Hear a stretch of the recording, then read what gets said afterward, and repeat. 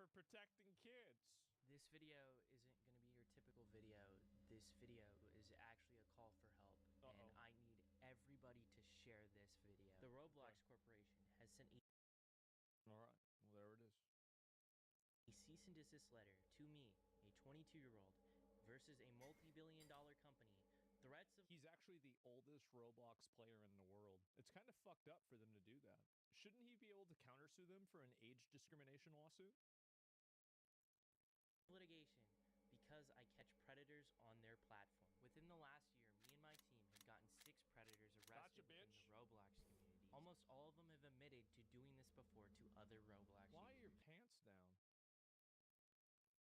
Every account that I've owned on Roblox since I was 8 years old has been terminated. Accounts that we were actively talking to predators on have now been banned off of Roblox. What Roblox did could potentially stop some predators from facing real-life consequences. Not to mention that Roblox has made a very firm stance that I can no longer access the Roblox platform anymore. Which I want to make clear at the start of this video, I will not be accessing Roblox in any capacity at this point further unless Roblox says otherwise.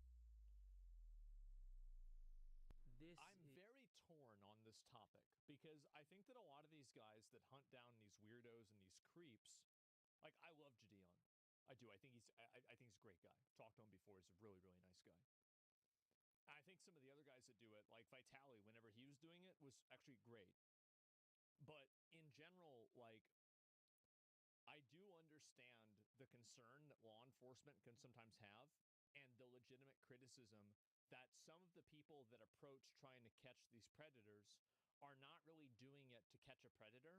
They're doing it to catch a victim that they can beat up, or they're doing it for content.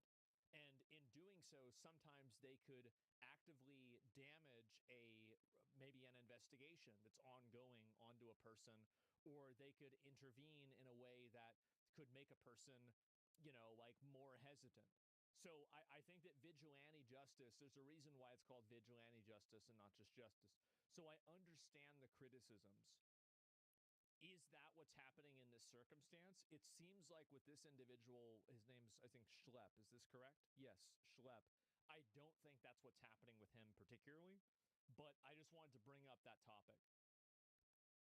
They skip steps, which makes it hard for LEO. Yeah, law enforcement officer. Exactly. Is pretty heartbreaking to me because I've been playing Roblox since I was a little kid. I've loved this platform. I still do.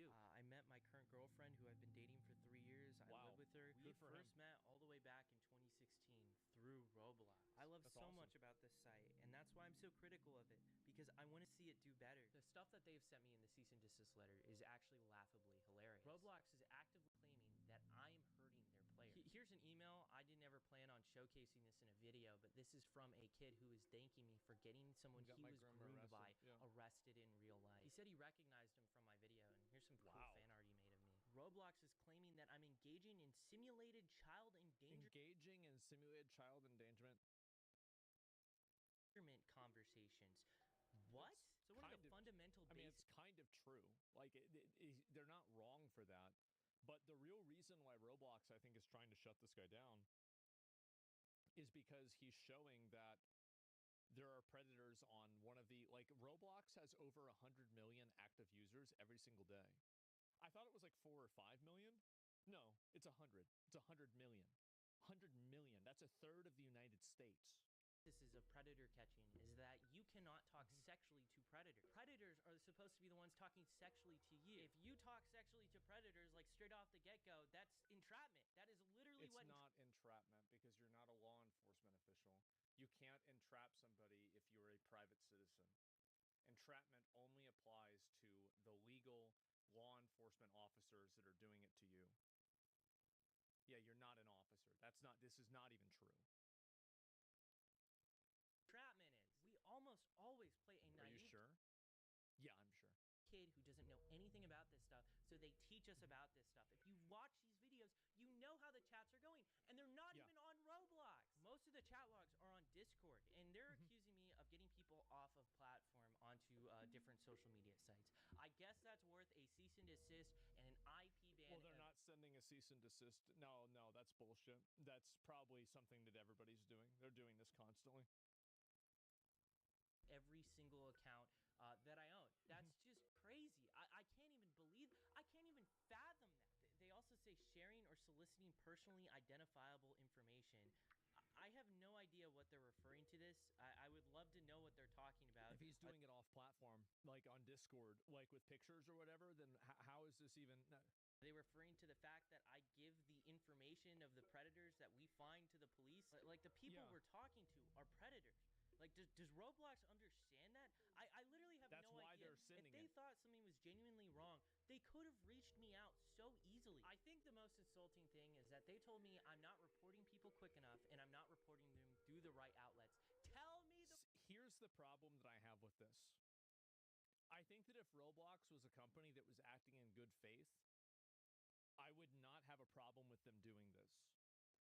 But I think that Roblox is just trying to legally browbeat this kid into not talking about this topic because they don't want the negative publicity of having groomers and weirdos on their platform. So, like, at a very, like, if you steelman completely take Roblox's point of view, it can make sense because they don't want vigilantes on their platform trying to do this stuff. It does. But the problem is that they're clearly not doing a whole lot about it, like any big company would. Exactly. Outlets. Tell me the right outlets. I have been trying to figure this out for like a year now. So if a private informant uses threats or coercion to force someone into committing a crime, it could also be considered entrapment. Threats or coercion. Threats and coercion are not the same as asking somebody for something. Everybody knows that things that you do under duress have different levels of liability. Anybody who knows anything knows that. Like, you're trying to make an argument against me, but you don't even understand the context of what you're talking about. Tell me the right outlets. I have been trying to figure this out for like a year now. Wait, let me read this real quick. Sorry, I didn't see it. Something I should mention is that cops actually thank us for our work. The Hoffer Police Department is always grateful for the information from the public that leads to an arrest. Yeah, I mean, like a police officer arresting a child predator is probably even better for them than getting a donut. If you're a police officer, this is your best case scenario. Many men become police officers so they can do this. This is their big day. Now, this here is Nepali Incel. This person actually made credible threats to the Las Vegas sphere in a Roblox game. And I saw this with my own two eyes. And the reason why it's a credible threat, it is because the FBI went ahead and arrested someone for making threats within that same game. Wait, what is this guy saying? What is he saying? I cannot confirm anything aloud at the moment, but things are in motion.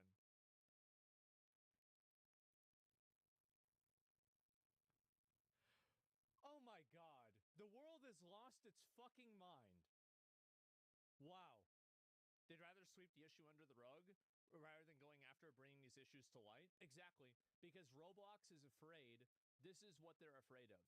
They're afraid of losing a huge percentage of their audience when the amount of people who are able to, when the amount of people are able to see that this is happening and then they ask for ID verification. Because that's where this is going.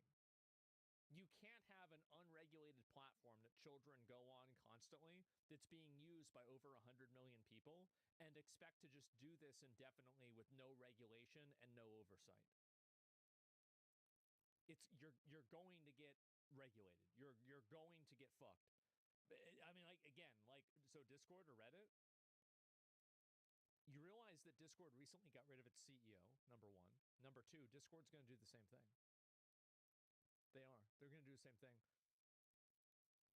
That same game. I made a moderation ticket about it, and I even actually made a report to the FBI about this. Where is the cease and desist letter for him?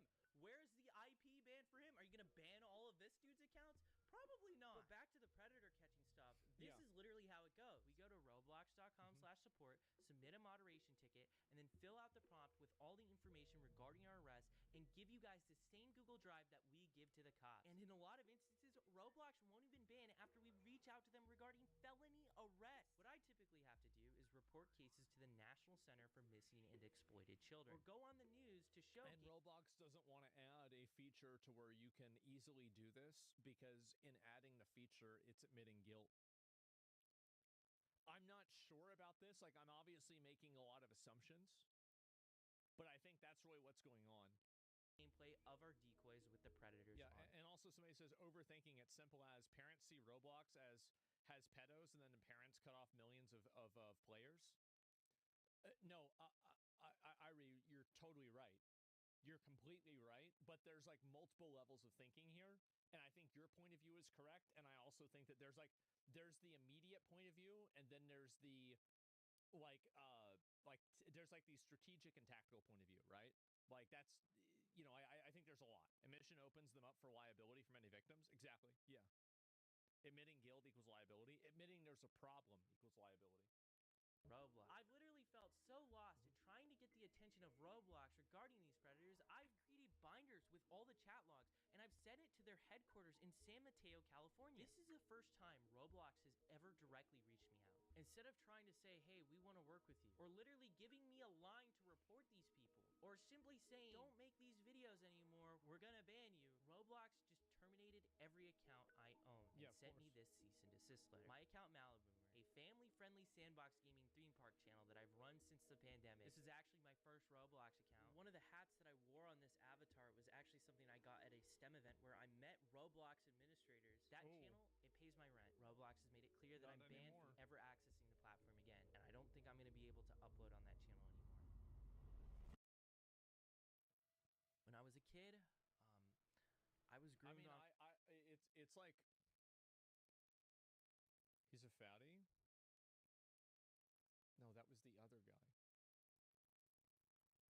That was the moderator. That wasn't him. Does that look like a 10-year-old child? No.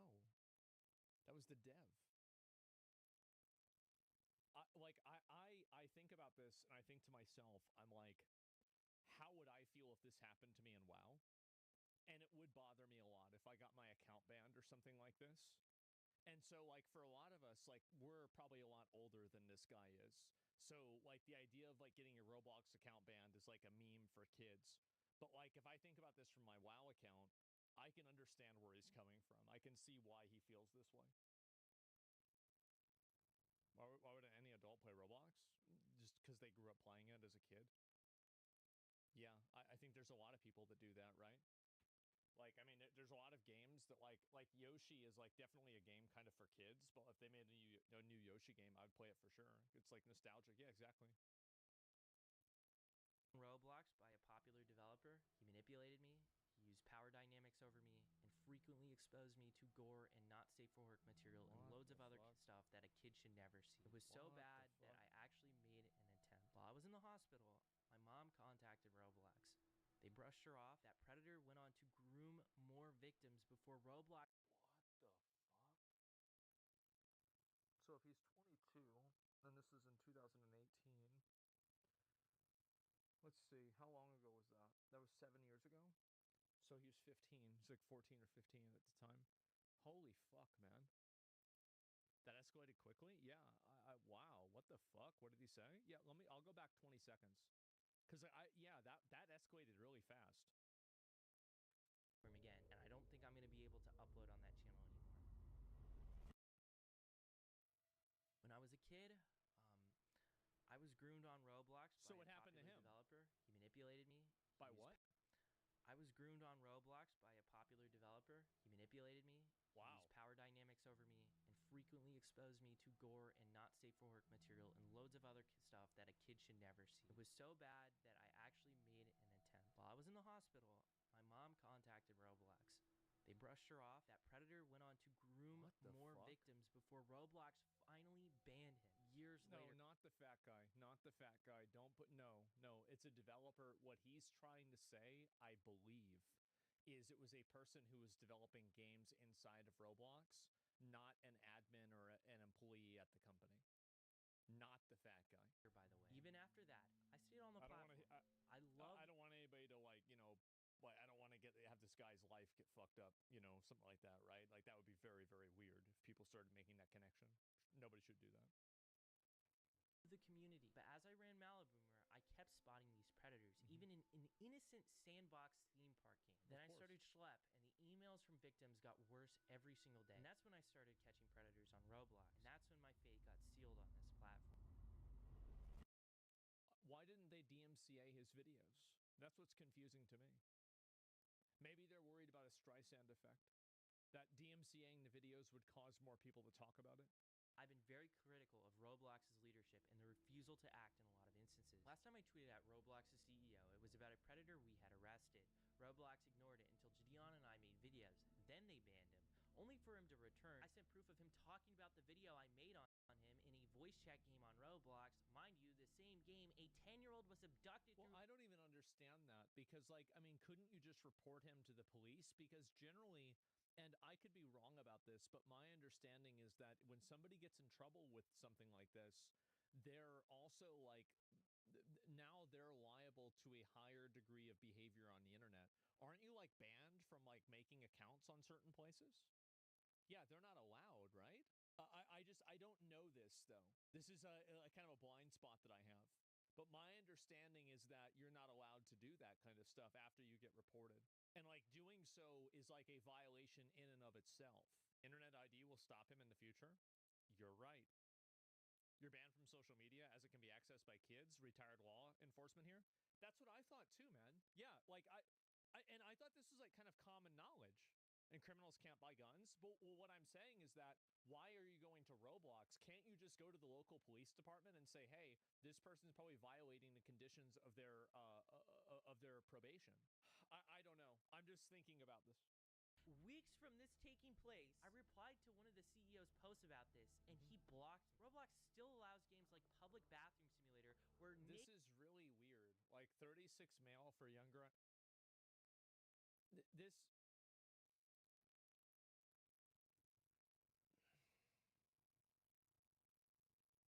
I know that you've got a lot of users, but like if you, this is my opinion. Just because you have a lot of users doesn't mean that you're immune from any accountability. Like if you literally can't run, if you're running a system and it's so big that you can't properly moderate it, then you need to have a queue system, an approval system. Like the idea that, oh, well, we just can't do anything about it, and that's the end of the conversation. I don't agree with that. I don't agree with that. If then throttle people's access to the website, or to the service, that way, as I said yesterday, what's this here?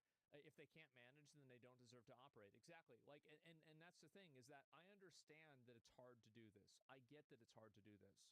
But just because it's hard to do doesn't absolve you of accountability. This is how we get Big Brother. This isn't Big Brother. This is common sense. This is any store you would have this law. Like you realize like every business that every brick and mortar store has operations that are similar to this. They have like an occupancy limit, right? Like where if they let a bunch of people in and there's a fire or something like that that happens, the business can be sued because they didn't exercise proper due diligence to make sure that they're not putting out an unsafe environment. This is like the same conversation about like, remember how like I think it was Adriana or somebody like that, I forgot who it was, that hurt their fucking, their back, fucked up their back, had to get an abortion. It was really sad because they fell down at TwitchCon because of the ball pit. So yeah, no, it's negligence. Exactly. It's negligence. If you want something to happen from this, you should reach out to senators and congressmen. Honestly, I bet Ted Cruz would probably be on board with this. I bet he would. I don't know if he knows. He's got to know something about this, right? Like, he's pretty plugged into this kind of stuff. I don't think I can can I DM him? I don't think I can. No, I can't DM him. Yeah, I tweet at him. He might see it. Yeah, Ted Cruz would get it banned. Yeah, I get what you're saying. Like, and like, yeah, it's like, don't bring the attention of the authorities onto this because it could just fuck up the whole platform. I do think Roblox, like, here's one thing. Like, let's get government and politics out of this, right? I think Roblox really needs to do a better job at moderating this kind of content. And if this is happening at a large scale, you need to have a way to fix this.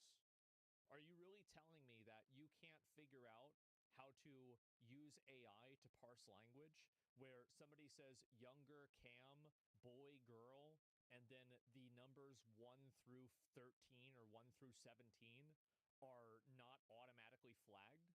Really? Like, I mean, this is a simple chat parsing program. Even I can do that. Yeah, exactly. I don't know, man. Anyway, let's keep going.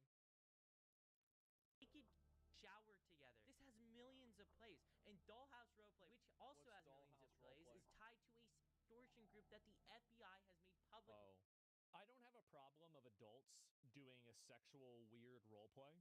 I view it the same as like rape play or anything else. There are girls and guys that get into that. But these are consenting adults. The problem isn't that you have adult themes. No, huh? No, I'm just, well, we're having it on a kid's platform. I think that if it's age gated, I don't think it's a problem. But like the issue is that, again, number one, it's not age gated and there's no verification. And so in a universe where it's not age gated, no, they shouldn't be able to do it. Because it's too risky that kids are going to be involved, right? It's like you can look at porn at your house, but if you go to Chuck E. Cheese and you look at porn, you're going to be probably escorted out by the police. And that's if you're lucky. So I get what your point is. But at the same time, the problem is that it's minors and kids that are involved in this. Aren't you for no verification, though? I think verification is inevitable. Warnings about. Roblox allows you to say the word lolly on their platform. You can put it as your name. Explain to me that, Roblox, a kid's game. Because now you have a whole community of lolicon.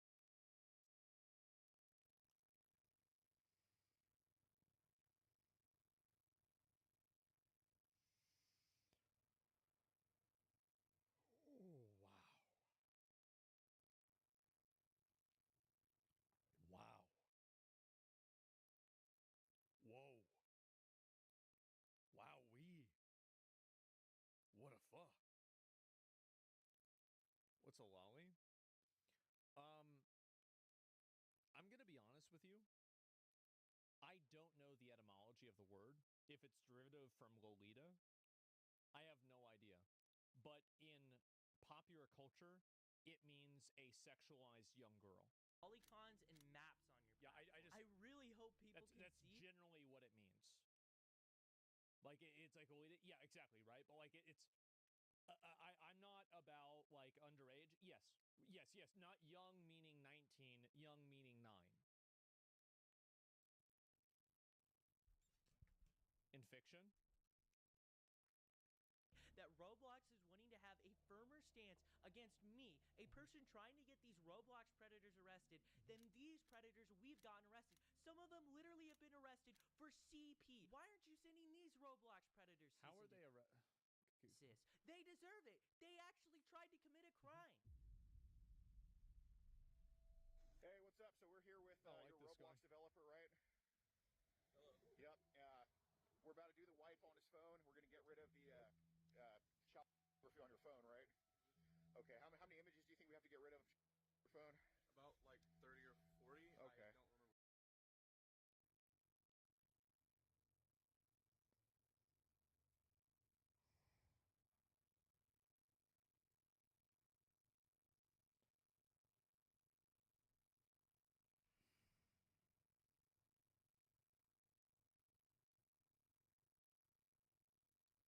I don't remember. And what's the game coming out that you got on Roblox soon? Undertale. Hell yeah, we're gonna Undertale? Make this game successful.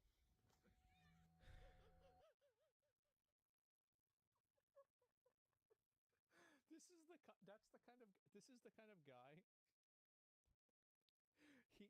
What's so good about somebody like that is that that's like he has the kind of vibe that like Hans Lanza had in Inglourious Bastards, where he's like very nice and polite. And then somewhere in the conversation, he just kills you. I love it. He's super agreeable. Yeah, I absolutely love it. So if I can discuss it, yeah. That's a 2%er right there? Oh, yeah. That's a 2%er. Man, this is definitely some very scary times. I'm just trying to stop what happened to me when I was a kid from happening to...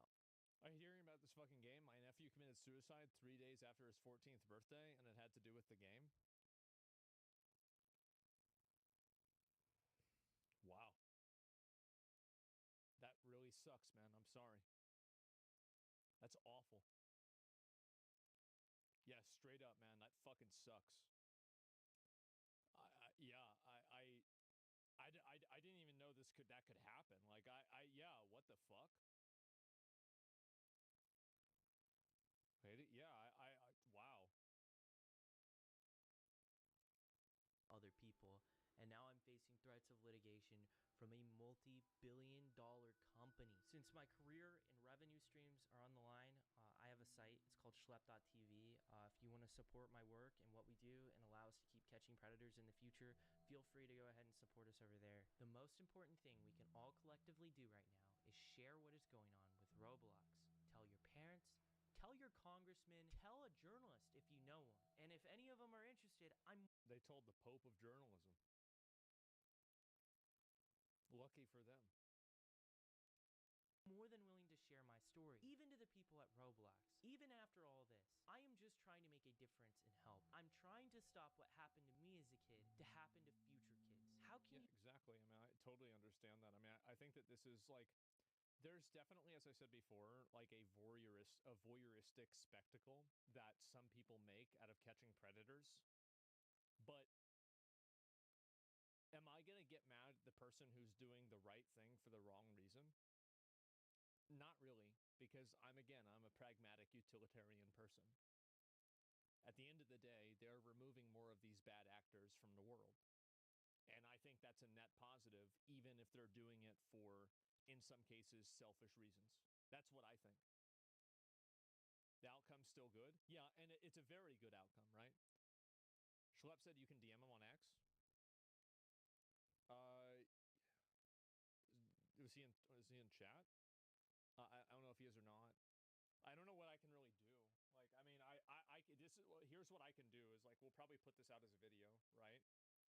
And like, I mean, I don't know who I really could talk. Like, I don't have like a direct contact with anybody really in the government. I mean, like, I could message like a person that works at the FBI or something, but like, I'm sure they know about this. But like, I don't have like a phone number or like a fucking, direct line of contact to anybody that's like a big decision maker. Elon, I mean, like, the thing is that Elon isn't in the government anymore, right? He's not. Like, he and Trump, they had like that big falling out. So like, I don't think that's really going to happen. Awareness is half the battle. Yeah, can you hit up Batman? Yeah, I'll do it on Batman. As soon as the post gets starting X'd out, it would stop real quick. Yeah, best not to assume they know about this and do it anyway. Yeah. Anyway, let's finish this. You see that as a bad thing. I genuinely can't comprehend it. One final word I'm ending this off on. Money. To Roblox, I have no plans of revisiting the platform. Smith doesn't work at a U.S. Attorney's Office, Western District, New York, and we're very aware of Roblox and CP. I mean, Brandon Herrera, he got to win first, right? Like, I support him. I totally support him. I think he's great. Like, I'd vote for him. I don't think I can in the area, but if I could, I'd vote for him. But, like, other than that, I just, there's not really a lot I can do. Talk to the unsubscribe boys? Yeah, I mean, like, because they talk about this shit a lot. Not be making a new account. I will not be going back on the site. Well, there you go. That's really fucked up. I mean, I'm going to link you guys the video, and you guys can watch it. I mean, again, I think that tweeted at Trump. I mean, I don't think that really. I think we need a guy that's locked into like this kind of stuff in general. Gideon made a video about this. Did he really? I didn't see that. About ban DMs. Yeah, but they're talking in like this is. I don't. There's a lot of complexities to this, right? Man, this guy's talking about legal threat graciously. Can I just say this guy's taking the legal threat graciously and with respect? It's because he knows he's in an unwinnable battle. Because if he continues making Roblox content, then they can sue him and get a bunch of money out of him, and they can effectively ruin his life. So he has to come to the table. He has to do this.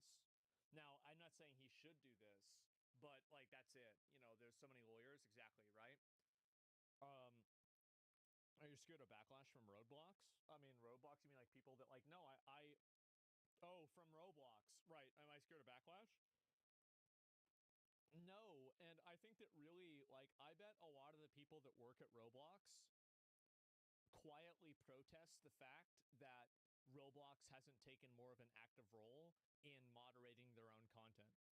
I bet a lot of the employees there, and I think that this is also something that's happened, is that, and I'm not excusing the behavior, and I'm not saying it's okay, I'm simply explaining it. I think Roblox has grown at such an exponential level that it's grown beyond the control of the people that are running it, and the apparatus to moderate it hasn't grown at the ratio that the website has grown at, and that the platform has grown at. Because it's funny that Google and Netflix and Facebook, Meta are all trying to make the metaverse, and then Roblox just does it on accident, and they've achieved the multiverse. They have.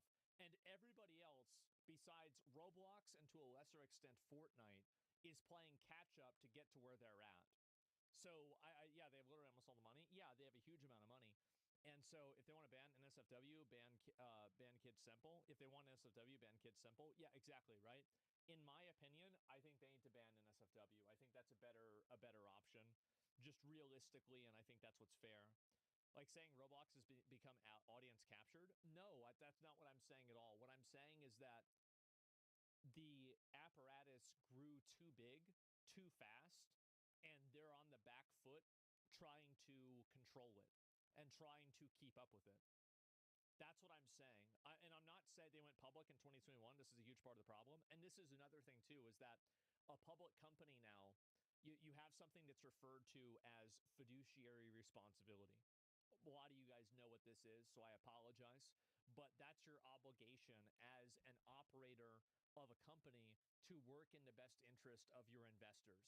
And when you're working in a public company, this is a legal obligation. And so what's happening now is that you have a legal obligation that companies have to effectively not pay attention to some of these problems. Fiduciary responsibility? Yeah, fiduciary. That's money. There's a couple of other like contexts that it can be used in. For example, like a relationship that you have with a person that is beyond friendship, so you're acting with a higher degree of trust. But in a general sense, yes, it is.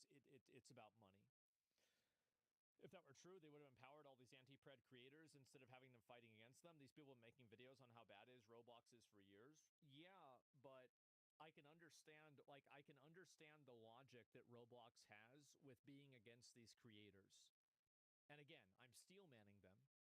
I'm looking at I'm giving them every best faith effort that they're acting in good faith, which I don't think is true. But you can explore the idea of this. That they don't want to have vigilantes getting into their platform because they could interfere. The vigilantes could make a mistake and like scare a predator that maybe law enforcement might theoretically be able to capture. So I understand the logic, but I don't, and I understand that will be their excuse. Do you see what I'm saying? Yeah, it's a huge liability. It is. Do you see kind of what I'm saying here? You start with good faith. Charlie made a video about this today as well. Roblox, great. Yeah, that's amazing. I didn't even know that. So yeah, if that's happening and then there's more people talking about this, I think that maybe you can have a change. I mean, it's going to be kind of hard to say, but like right now, I'm very much in favor of this. I think this is a very important thing to do. And yeah, there it is. Let me see. What's this here? Maybe one could argue that things like this would hurt their reputation so much that it would fall under their responsibility to fix the problem. I think I think you're right. I think that you're right, and the entire idea of fiduciary responsibility being tied to quarterly earnings reports is short-sighted, and having a pedo problem on your website that could get it regulated in a way that would damage it in the long term is 1,000 times more damaging than just kind of like ignoring it. I agree with you. I think that you're right, but I'm just looking at it from their perspective. So yeah, that's it.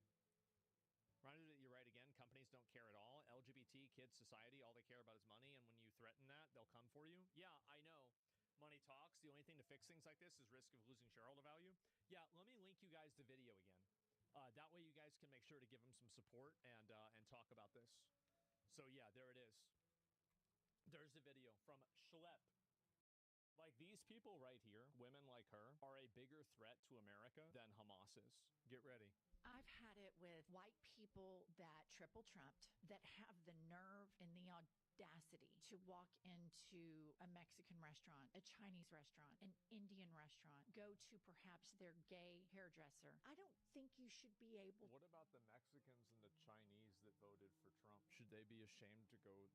Should they also be ashamed? And if you want to triple Trump and you want to browbeat DEI, and you want to browbeat gay people, and you want to browbeat black people, as you've been doing for 400 years, and you want to browbeat this generation of immigrants, you want to demonize them and call them rapists, all this shit. This is a big issue that I think a lot of these liberal people run into, and this is what these Karens do. The muddying of the waters between immigrants and illegal aliens in the country. I think they're doing so much damage to legal immigrants. Races of people are not a collective identity group. They're not monoliths. It's actually the most patronizing form of racism that you can have. Because you're this skin color, or because you have this ethnicity or sexuality, then you have to also have all these other viewpoints as well. I have fucking had it from top to bottom. White people that triple Trump should be banned, boycotted from enjoying the best thing that America has to offer. Get your fat asses out of the Mexican restaurant. Get your fat asses over to Cracker Barrel, because nobody wants to see your fucking smug ass, teeny weeny, pink arm, big gut. Are you really making fun of the way that people look? I bet she probably had surgery. Nobody wants to see that shit.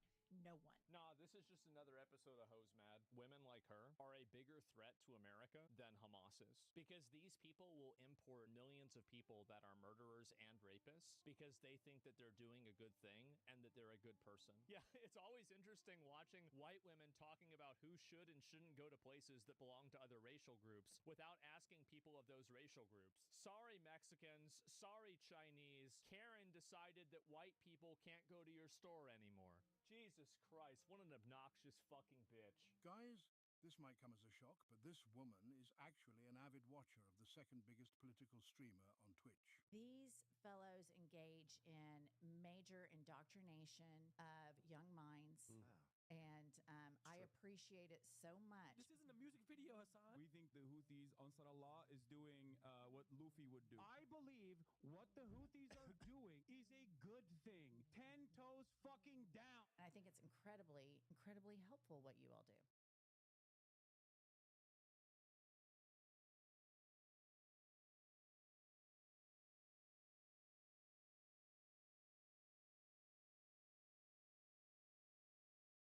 Who controls what games you can buy? The answer, sadly, is not Steam, it's not developers, and it's not even governments, because this week actually proved that it's MasterCard. They can fine platforms $200,000 for selling games with, quote, no artistic value, because apparently MasterCard are the judges of artistic value. But here's what MasterCard did not expect.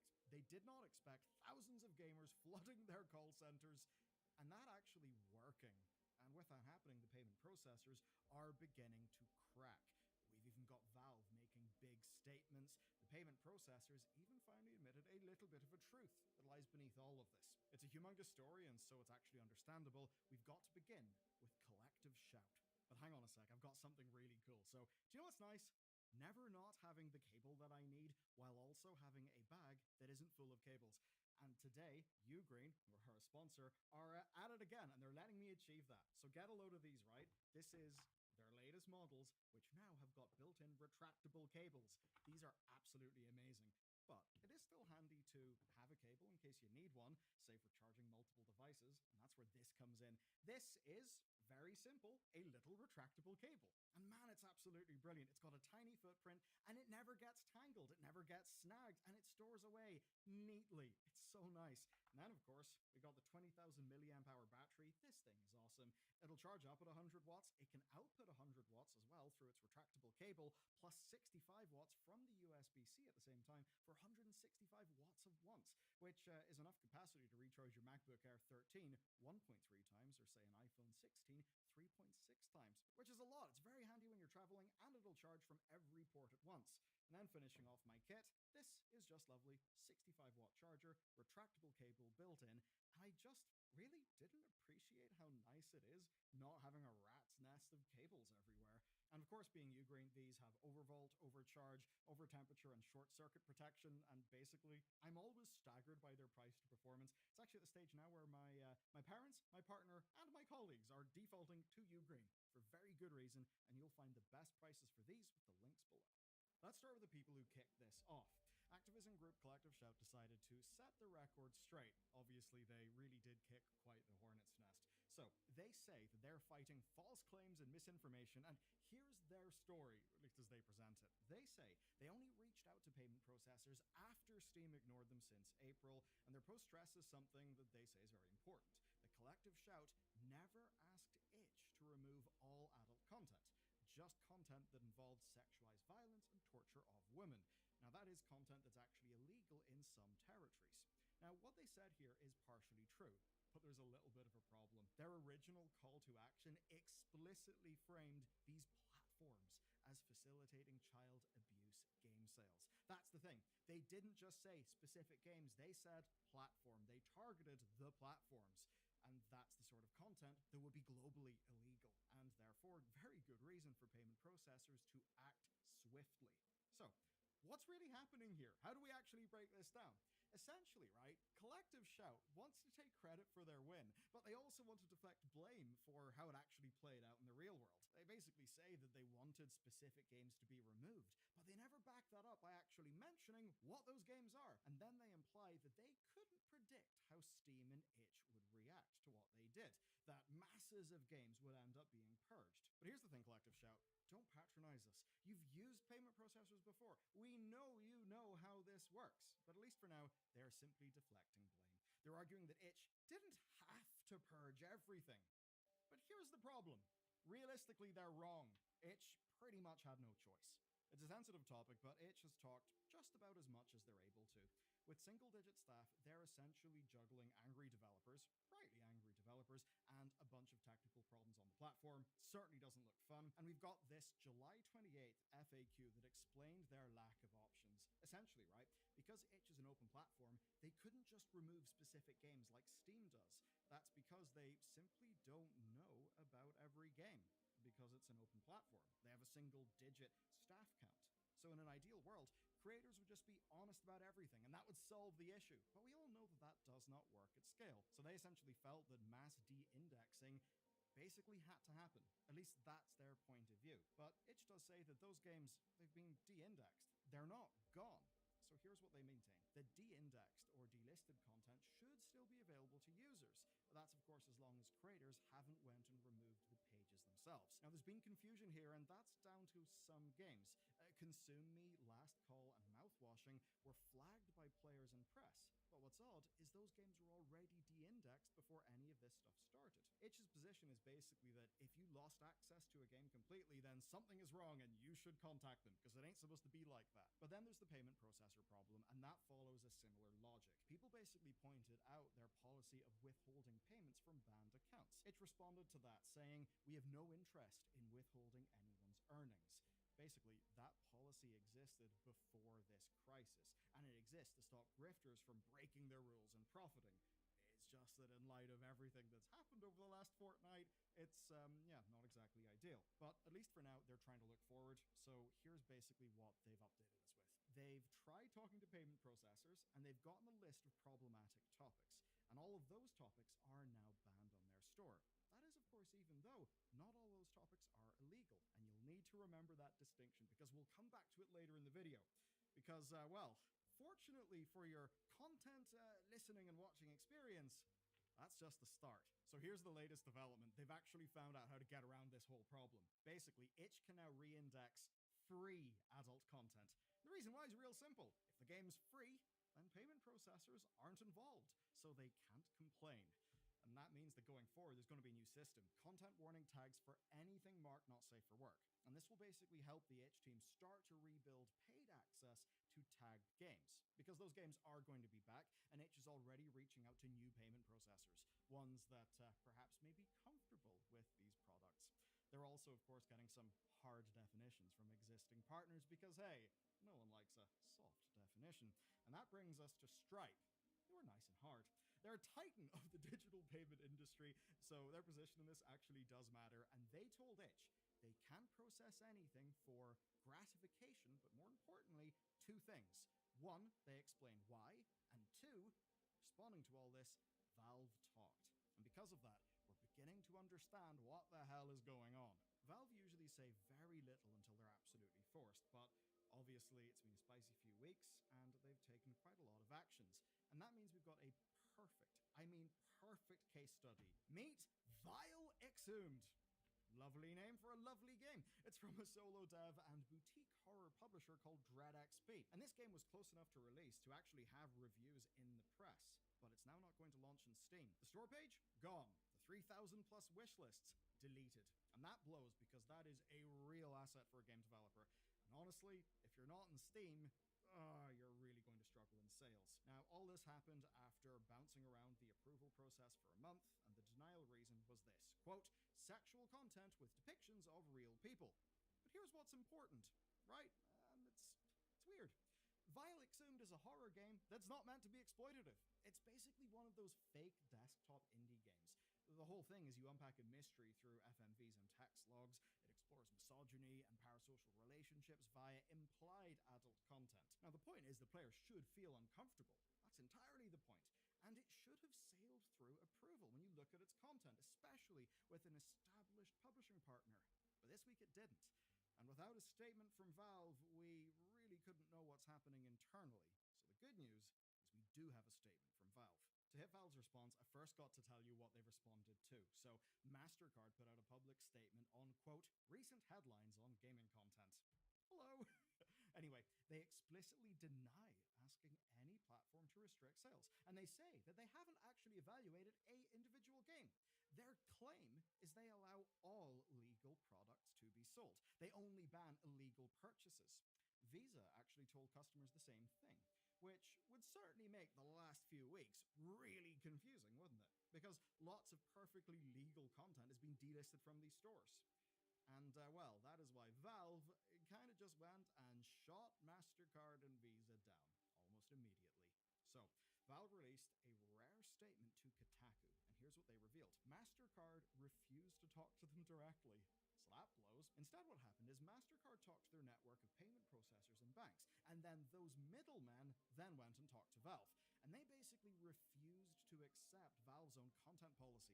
They said that Valve must follow MasterCard's rule 5.12.7, which is thrilling. What's that rule? Well, that rule does ban illegal content, sure, but it also says any content that, quote, reflects negatively on MasterCard can be banned.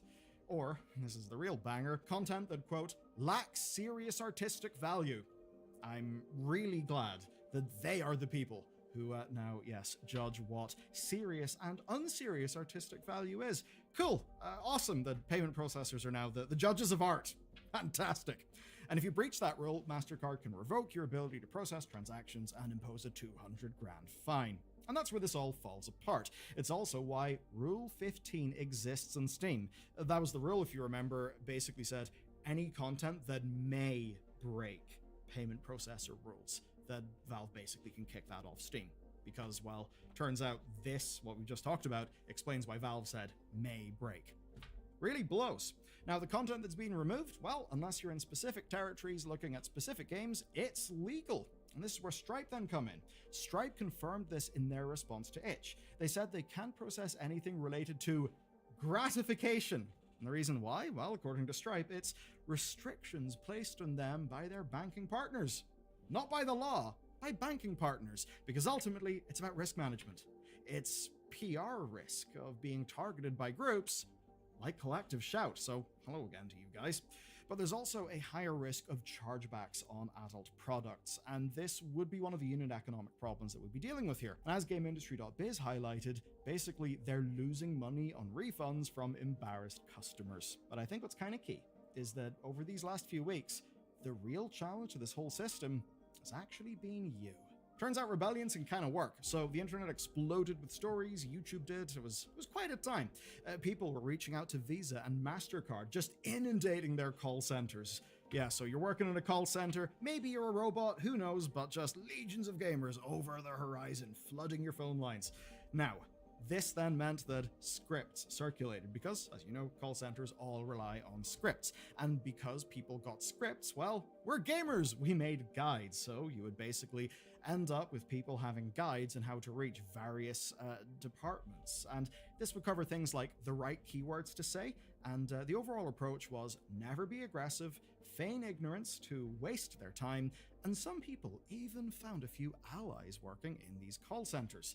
And what really pushed this is that many of the plans and many of the guides for dealing with these companies, well, those came from artists and creatives. And the reason why is those people have already been forced from sites like Gumroad. So basically, they've seen this whole playbook before. But this time, what's a bit different is we're actually seeing a real impact. As an example, Aftermath tracked the pattern over time, and as more and more call center resources got eaten up, the responses from these companies changed. And per their source, they went from, quote, respectful to defensive with each passing day. Others reported something that's also interesting, that across multiple calls, they got different scapegoats as for who is actually to blame here. So the pressure just kept on building. These companies then felt forced to address mainstream headlines because it turned out that their whole policies designed around avoiding bad PR led to them getting bad PR. Because whenever someone like me can sit down on the internet and say, hey everyone, MasterCard now get to decide what is or is not artistically valid, that's obviously pretty bad for them. Now, what all of this pressure did is kind of reveal the truth here. That this is not happening because of laws. It's happening because of these companies' policies. Now, these are private companies, and they are deciding how stores work. They're deciding how art gets distributed and what even is constituted as art. Now, Itch found a shortcut here to distribute free content, and that would essentially work for now. It's a stopgap measure. Maybe some people could accept donations. Or maybe you could find some of the more, just full liberal, do whatever you want, payment processors, right? To maybe do DLC. It's been a long-running thing in the Aero game sector. You get the game for free, and then there's some sketchy site you can get a bunch of DLC from it that's the real spicy stuff. But that's not an overall market solution, and obviously there's been a chilling effect here. There's a humongous, just false positive rate that has hurt so many developers, and it just erodes confidence in the market, and that is bad for the industry as a whole. This is obviously not a viable situation. Players and platforms are looking for solutions, and the good news is, next time, we'll take a look at what the industry has proposed to fix this entire goddamn mess. So stay tuned to that, and if you want a nice family story that doesn't involve gratification, maybe unlike some of these games, check out this one on Ubisoft, because they are keeping it in the family.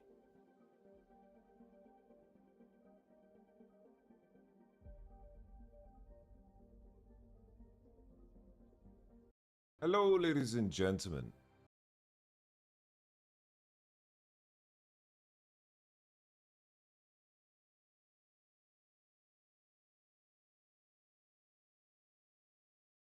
Fair warning, I've never been this angry. You guys might need to calm me down by liking, commenting, and subscribing to this video, because I'm very upset. But apparently, guys, and this is the title of the video, is porn is becoming illegal. The recent censorship crusade has reached dystopian levels. I'm about to get really angry, guys. Hey, what's up, guys? Riff here. So today we're once again talk about censorship-related issues. Now, over the past couple of weeks, we've spent a lot... Why is a grown man pretending to be a little girl? I don't know, man. A lot of time talking about collective shouts, as well as payment processors like Visa and MasterCard. Now, today we're going to go a little beyond those groups, but I wanted to start off by talking about the most recent development, and then we'll get into the main topics for today. Okay. And as always, in case you're not familiar with the new changes on YouTube, even if you watch a video in its entirety, your view might not count unless you're a quote-unquote engaged viewer, what? aka someone who likes, comments, or subscribes. So doing those actions helps your view count and helps promote my video and spread the message, like we're going to talk about today in censorship related. Oh, I never do that. I legit never do that. I never like, comment, and subscribe to anything I watch. Well, okay, I subscribe, but I rarely ever like and comment. Dude, I'll be getting a video with 200,000 views with 2.4 thousand likes. Because even my community just doesn't do that, because I upload 5 times a fucking day. And it's like upload paralysis. Oh, I'm fucked. My career's over. I'm cooked. Concerns. Now, like I said, we're going to start with Collective Shout. There was a petition on change.org where there was hundreds of thousands of signatures on a petition going after that group. A group of feminists in Australia pushing for censorship, not just in their country, but across the globe. And they have been very successful recently with their new campaign where they put pressure on payment processors like Visa and MasterCard, which then in turn causes platforms like Steam or itch.io to censor or ban related games that are featuring adult content or really anything that is problematic in the eyes of these groups like Collective Shout. So anything that's problematic to the boardroom of enraged blue-haired lesbians is going to get blocked very soon. Quick update, the change.org petition involving Collective Shout has been removed.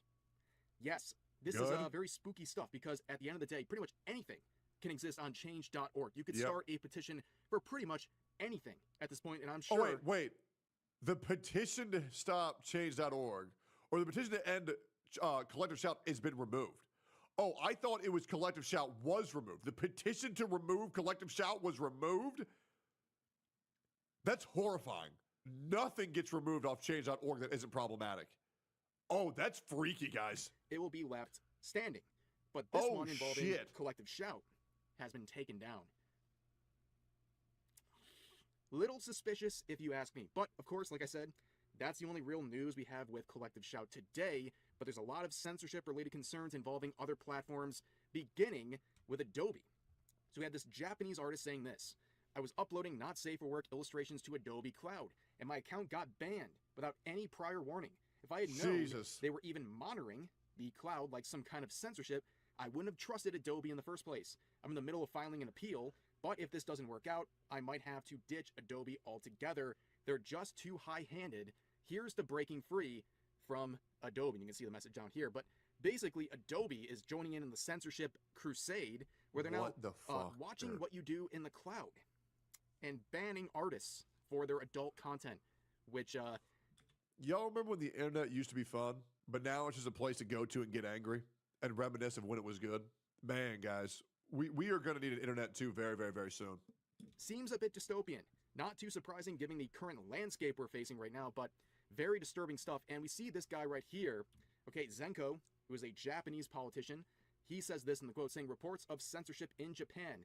It has been reported that after uploading not safe for work illustrations to Adobe's cloud service, the account was frozen without prior notice and the appeal was rejected.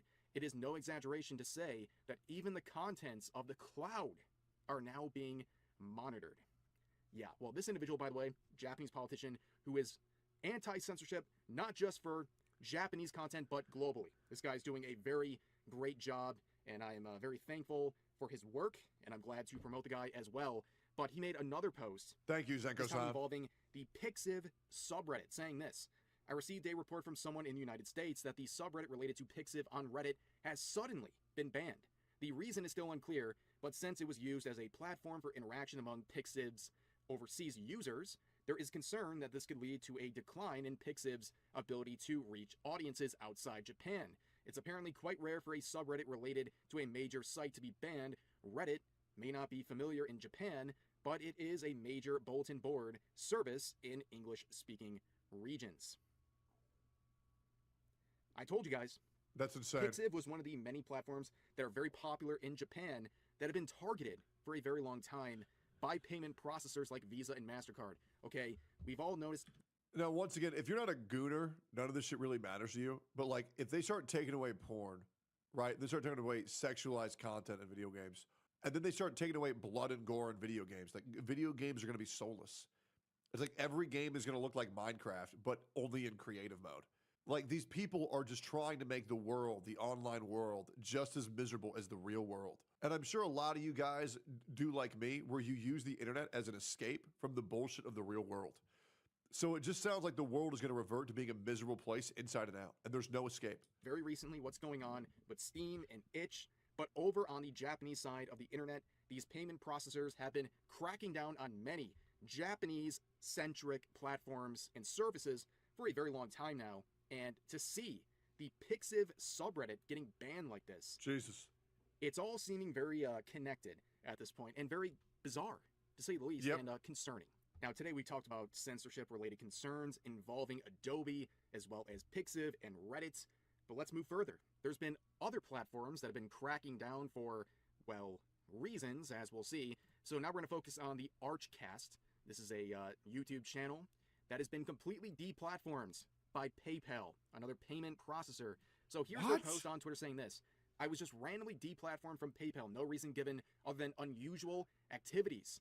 Nonsense, of course, and I was redirected to a page telling me about the rules of card companies. Please make sure to make some noise about this if you can, and spread the word. Yeah, the reason they were given, the reason their account was ripped away, and also their money was ripped away, was because of... I mean, don't get me wrong, guys. I absolutely think that accounts should be taken down if they're uploading porn of minors or depiction of minors. I absolutely do. I'm very, very, very against that shit. But if they're just normal, and I believe, to my knowledge, they are just normal porn of adults doing adult things, I think this is fucking insane. Unusual activity. Huh? What does this mean? Unusual activity. Care to explain now? To everybody saying no shit, you must be new to the internet, because what I just said is a hot take amongst the current climate of the internet. And I'm pretty sure everybody who's familiar with the long-term history of my channel understands how much shit that I've gotten for saying that leave the kids alone, that we should be leaving the kids alone. Guys, I still get shit 3 years later. There's this guy called Kabuki Genshin, and he made a video about blowjob and breeding tier list of characters like Hook and Nahida and Klee from Genshin Impact. Very clear depictions of 8-year-old children. And he made a blowjob and breeding tier list on these people. And I said, oh, this content shouldn't be allowed on YouTube. I'm going to report this channel. And then YouTube agreed with me and gave him a warning. Because I got a channel, a warning for promoting the sexualization of children, I've been bombarded with hate thread after hate thread of, this guy won't let us jerk off to kids. I fucking hate this guy. PayPal will never explain the direct reasons why accounts like this have lost their money. Not just their account, but their money they had in their account. Because if they set a specific reason why, that might be used against them. And in this case, let me just say this, guys. For any, especially content creators out there, if you have a PayPal, I beg of you, dispense your payments as soon as you get them. Do not let money sit in your account, because PayPal at any moment can drop you, as we see here. And what they do is they drop you, they ban your account for whatever reason, and they take your money. Now, of course, you know, your account is no longer welcome there, but your money is. Oh, your money is. They will take your money and they'll basically say, go away. And here's another example of this. And, you know, looking at this guy's account, like, what does he do that is so controversial that he deserves to have his PayPal account taken away? Just looking through this guy's account, right? He just looks like an anti-censorship type of guy. That's it. There's nothing super controversial here. The fact that his PayPal was ripped away is insane. And the fact that PayPal can feel so disgusted with his actions, but still accept his money, is quite ironic. Hopefully this gets worked out. It should, but I don't have much confidence in PayPal because, well, they're untrustworthy. Now, let's move on to another example. Do you think any drawing of any crime should be illegal? Okay, let me ask you a question. What do straight people jerk off to? What do you think gay people jerk off to? Probably gay porn. What do you think pedophiles jerk off to? All right, great. Let's keep going through the video. Of some censorship-related concerns involving this artist, Sin. Now, what did they do? Well, their Patreon account has been deleted without notification. That's right. Well, sadly, I've seen this coming for a long time now.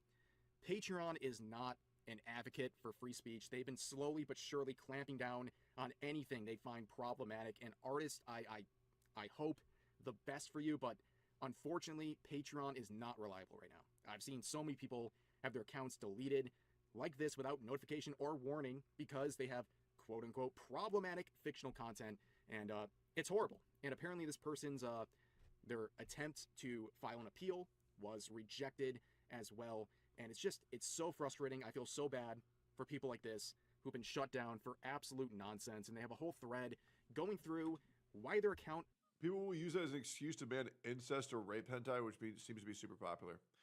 So the thing with incest and rape hentai is that people can't roleplay, or sorry, people can roleplay those two scenarios, right? Consensually. People can roleplay those scenarios consensually behind closed doors of two consenting adults. But there's a big difference between role-playing some type of taboo topic for porn versus being a child, right? You can't just become a child. You just can't do that. Was removed, which of course is no reason. There's no reason. And it's very frustrating. I feel for people like this. You know, like, I'm very careful about what I show on my YouTube videos. But listen, I'll be real. Or get dinged. Yeah, age play does exist. Absolutely. You can't age play hard enough to where you look like a baby. Photos of babies getting... I think that shit's fucking disgusting. I absolutely do. With any sorts of systems. But, like, this is the art we're talking about, right? Okay? A 22-year-old and a 24-year-old MC. And now, once again, like, I'm a pretty lax guy. If the character can be, like, passable of looking like an adult, or even someone, like, obviously someone like in their 18s, 19s, like Yoko Littner from Gurren Lagann, or, you know, to be honest, even Rebecca from Cyberpunk Edgerunners, I had to change a heart on that. Those can all just be short women, and you can RP those, you can wear their cosplays, right? But when it gets to characters like Klee from Dragon Maid, I'm like, that they want to get you to believe that people that like the image on the left are in the exact same boat as people who like the image on the right. Both of these characters are considered lollies, which to me is fucking insane. There is a difference. There's a difference between a short woman and then a child. And the reason why this conversation is so hard to talk about is because you're arguing with people who jerk off to children. Or OC, sorry. This is it. This will get you banned from Patreon. Absolutely insane stuff. I literally don't know what else to say. Unfortunately, it's just the way things are. I mean, we've looked at like 4 or 5 different platforms engaging in arbitrary censorship. Mostly not even giving a reason as to why they're doing it.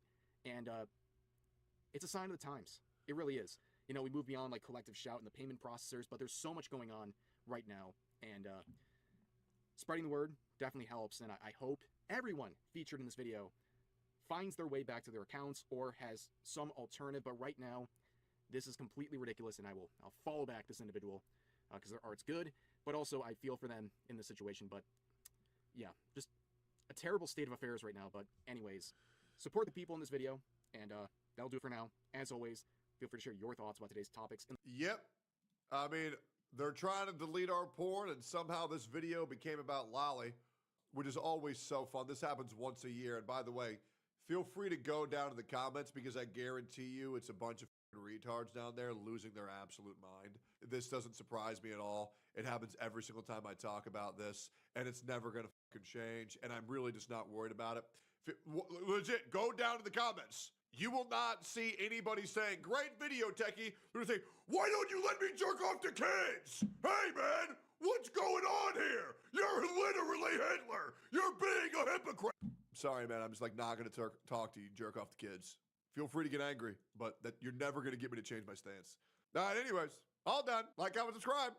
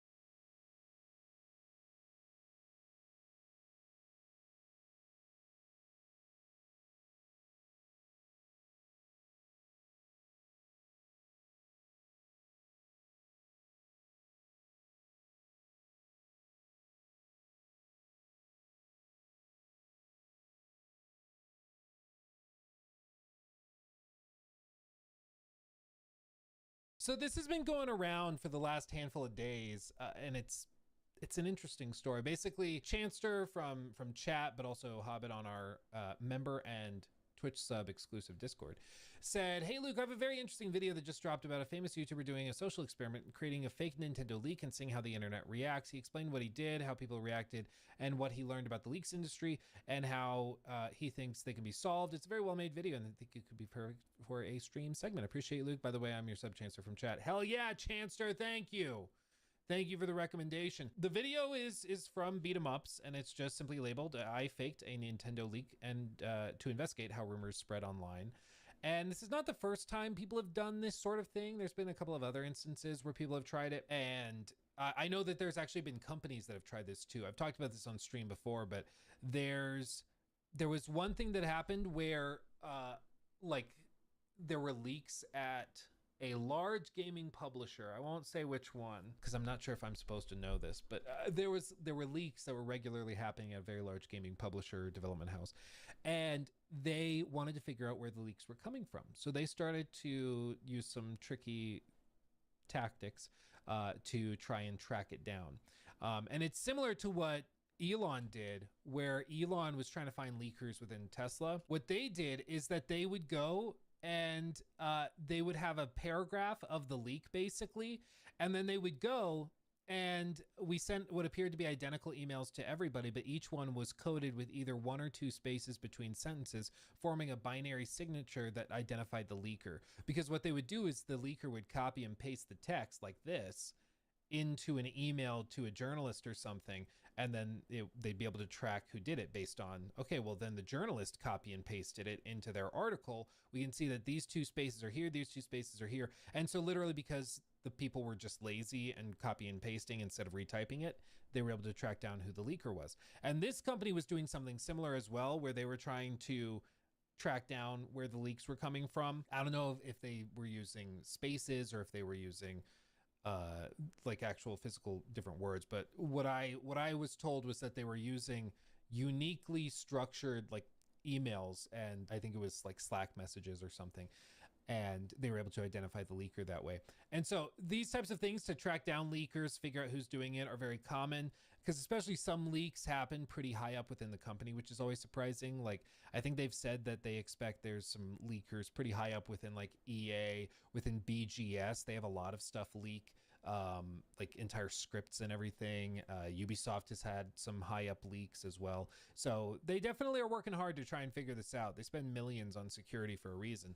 But in this case, he is intentionally leaking something about Nintendo and seeing how the internet reacts. We'll see. I hope he's doing it. We'll see what his methodology was. But if he's like leaking it as himself, that's going to be weird. Hopefully he's just like making a post online. I don't know. We'll see. I can't tell you how I know. Do with this information what you will.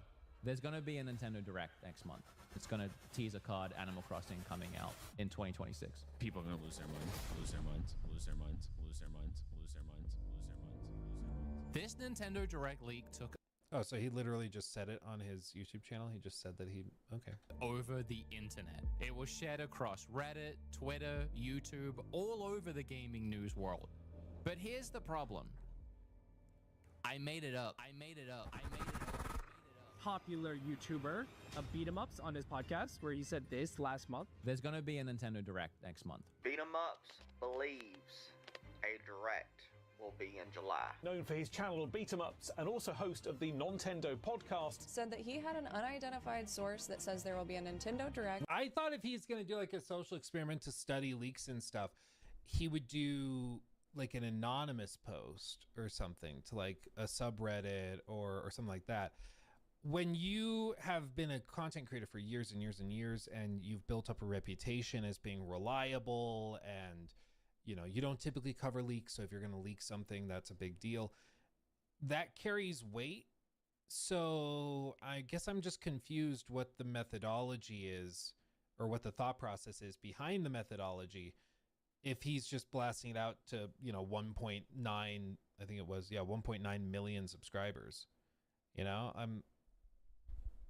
now I just think he's a liar. Well,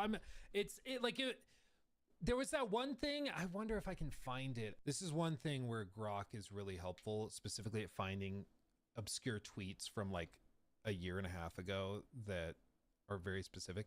But basically there was a guy that sent a fake leak anonymously to a YouTuber who had been accused of like, not just like rage baiting, but also running with anything. Like somebody says anything and he believes it hook, line, and sinker, doesn't vet any information at all. And so this guy sent this YouTuber a fake made up leak saying, this is what's happening. I think it was a delay for AC Shadows. And he immediately, like within hours, had made a video on it describing how this was happening. And I have an anonymous source that I think is reliable that says that this is happening and everything. And it proved the point that some of these guys will run with any nonsense out of nowhere just because it fits with their narrative or it fits with the type of content they want to make, bashing Ubisoft or bashing Nintendo or whatever else it may be. I'm trying to pull it up. It's searching for it. Please hold. But something like that methodology I think makes more sense. If you're trying to showcase how people will run with anything, do it anonymously and see how many people run with it anonymously without any real credibility. The thing is, if you have a reputation like that, that is something that you have to factor into the equation as to why people are believing it, right? Like why they're running with it. It's a component, I think. Bro's just standing there. Yeah, Todd likes to watch us. He likes to keep an eye on us. I think it found it. Okay. McDizzle Gaming, who later deleted their original confession after receiving a cease and desist letter. Did Smash send a cease and desist? Really? Okay, that's funny. Okay, so it was posted by Smash JT. It reads, exclusive Ubisoft Insider Assassin's Creed Shadows delayed again, is what he said. It included the thumbnail image showing Yasuke's face with overlaid text reading exclusive AC Shadows delayed again, May 2025. The tweet revealing the leaker was fake through an email was posted by Smash HG February 15th. It reads, troll makes elaborate hoax, fakes email, and steals identity of Ubisoft dev, goes to great lengths to fool and accomplishes the mission, and then publicly claims he was the leaker. Make it make sense. Basically, they don't have the... Oh, because the tweets were deleted. That's why, because he received a cease and desist. But basically, this guy baited this YouTuber into making a video by claiming that he was this Ubisoft employee. The YouTuber in question didn't verify the claim, didn't verify the identity of the guy, just ran with it, made a big video, kind of ended up looking a little stupid, and it revealed that some of these YouTubers were willing to run with anything, even if there was no verifying information, and it was literally just a claim in an anonymous email, which is a little bit funny. Because at the time, there were lots of claims that some of these YouTubers were making up their own information, or, you know, they were claiming stuff that just ended up flatly being false, you know, that they were just running with because it would get clicks. And they just said, oh, I got an anonymous email that said this. And so revealing it and trolling them in that way demonstrated that maybe these people you shouldn't rely on too much, because they are willing to run with literally anything so long as it fits the narrative they want to push. In this case, though, like, that methodology makes sense. It's anonymous. It shows how lacking in investigative rigor they are. But in this case, it seems like he just literally is posting a video claiming something based on his reputation. And then I guess the point is, see, they believed me. They're stupid. Like, I'm missing a piece of it. We love. And I've always been curious, how do fake leaks get so much traction? Like, how does something so clearly fake go viral? We live in a culture of constant Nintendo Direct rumors, manufactured excitement, and clickbait YouTube titles. Hey, so I had a thought. What if I leaked huge gaming news? If I followed the spread of that leak, attract its momentum, and then the ripple effects, could I conduct an experiment to find a way to stop fake leaks once and for all? But there was one problem. I am not an industry insider. I don't have any leaks. Okay, so if the goal is, as he stated, If the goal is to find a way to fix the problem of people just running with fake leaks and identify how to prevent this from happening in the future, I think, honestly, even though that guy ended up apologizing for trolling this guy into making a video that was wrong, I think something like that actually does a decent job, because what it does is it makes everybody pause and go, I don't want to be made fun of for making a video on a fake leak. So I'm not going to do that. I'm going to wait until I have 2 or 3 connected sources that I can verify. Like, dude, I'll tell you what, I've been sent some stuff that would blow your mind. Half of it, probably way more than half of it, honestly, totally fake. It's just literally some kid typing to see if he can get a YouTuber to make a video on something that he thinks might happen. Other times, it's information I find out about. I'm like, okay, but I don't know if I can believe this person. So it just goes into a folder in my email and I kind of forget about it. And then 2 years after the fact, I see something. I'm like, oh, shoot, they were right. But by that point, it's too late. But the point is, because I don't have verifying information, I can't do anything with it. And there are some instances where like they will send me, like, I guess I should clarify, what does verifying information mean?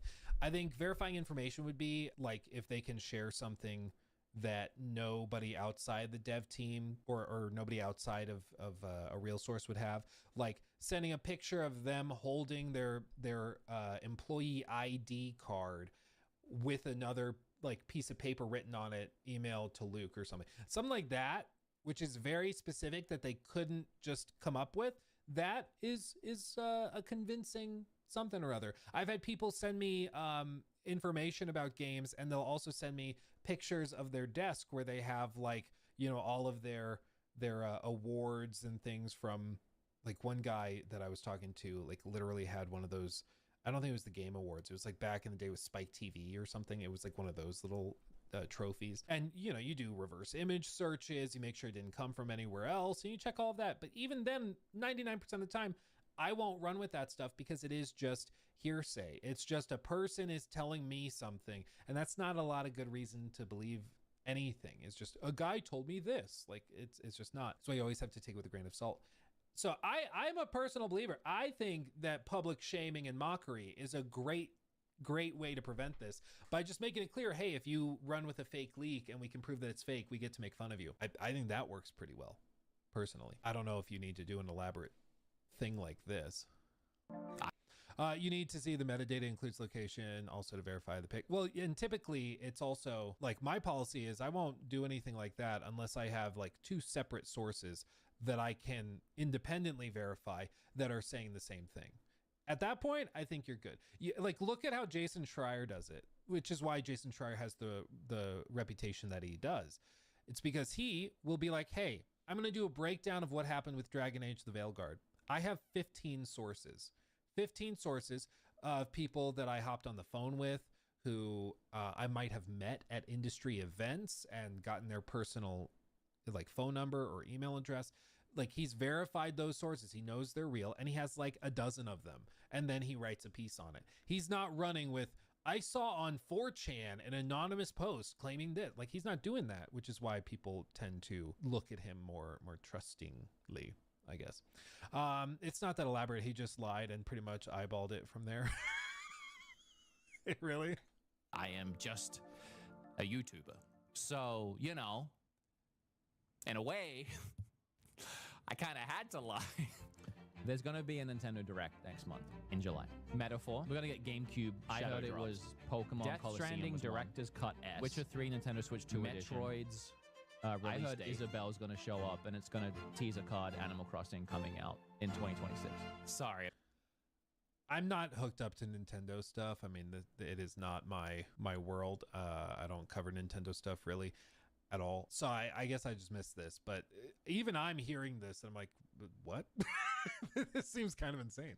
About that. I actually am very, very sorry about that. I didn't really think of this through at all. I'll be completely honest. I'll go off script and let you know right now that I regret doing this whole thing. I am proud of how this video has turned out and what I learned, but I kind of wish I didn't do it because I did not expect the reaction that I got, and I feel incredibly guilty, and I am very sorry. I feel like for something like this, you have to be so on it when it comes to methodology if you want to prove any sort of point. Otherwise, it just seems like you're trolling everybody for like clicks to be like, yeah, see, I tricked you. So yeah, people believed you because they believe you. You know, people trusted you, and now they won't. Like, but I did it, so let's talk about it. I can't tell you how I know. Do with this information what you will. I worded what I said on the podcast very carefully. I didn't say where my information came from. I didn't even say how I knew. I said quite literally, I can't tell you how I know. And I said that on purpose for two reasons. One, I wanted people's imaginations to run wild. I wanted to know how the media would interpret that if it did go viral. And two, I was lying.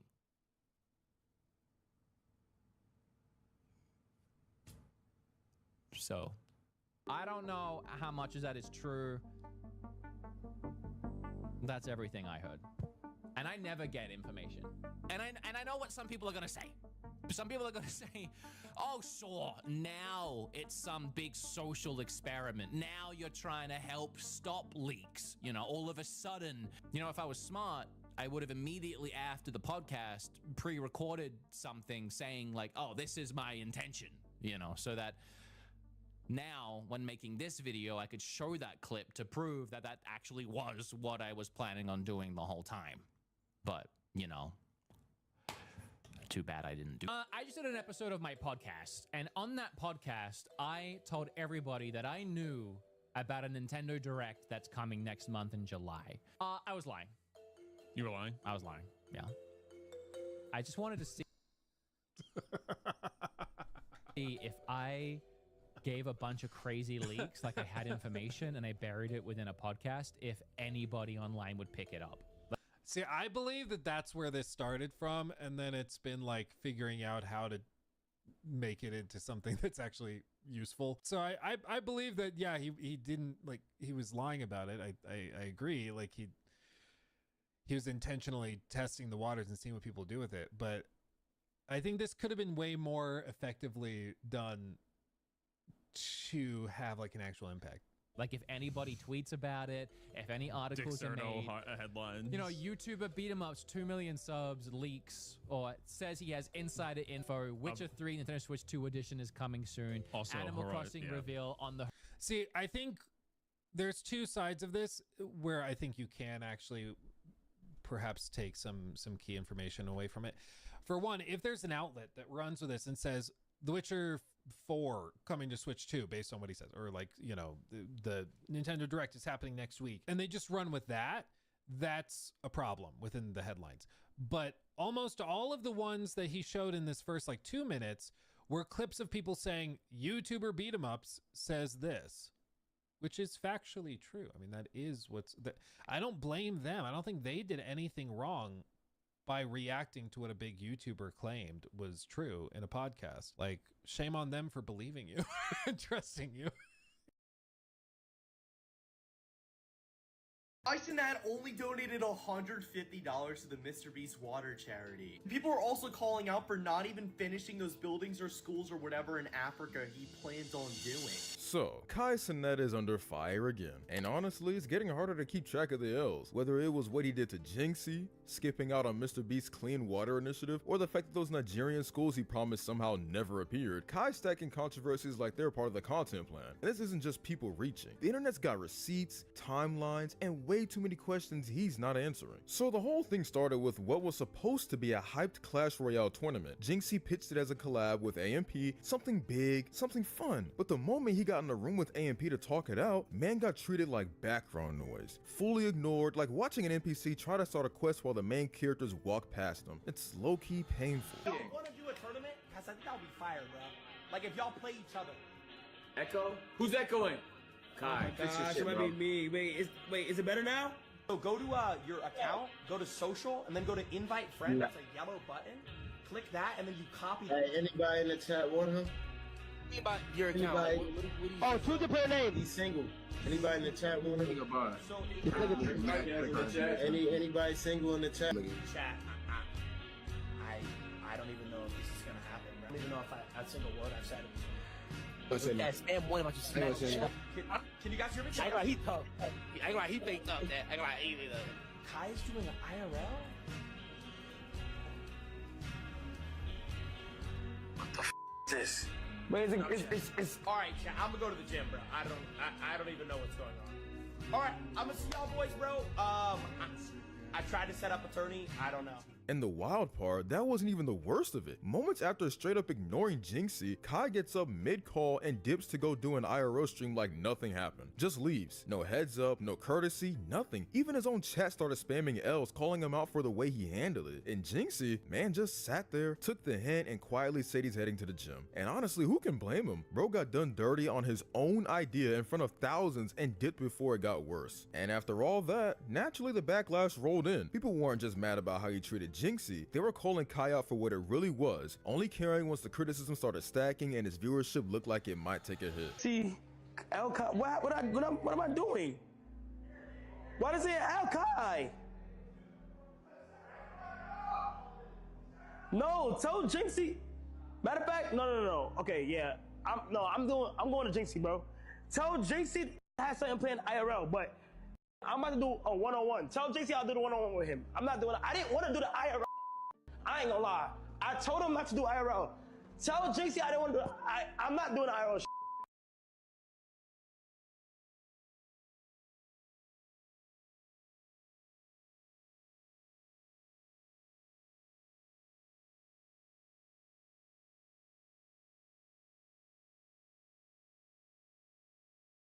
There are plenty of things I don't like. Traffic, bad drivers, green eggs and ham, and of course, Nintendo's business practices. That last one I've moaned and groaned on for years, because I love their games, but the way the company is run is the most unfriendly corporation in the gaming space. I don't think they're the greediest, nor do I think they're like the most degenerate or anything. That still firmly belongs to Ubisoft. They wear that crown proudly. I don't know what happens over there at Ubisoft. I guess their workday consists of going in and huffing paint thinner and then eating glue. But it is crazy how out of touch that company is, and everything you could possibly do wrong as a business, they do with a smile on their face.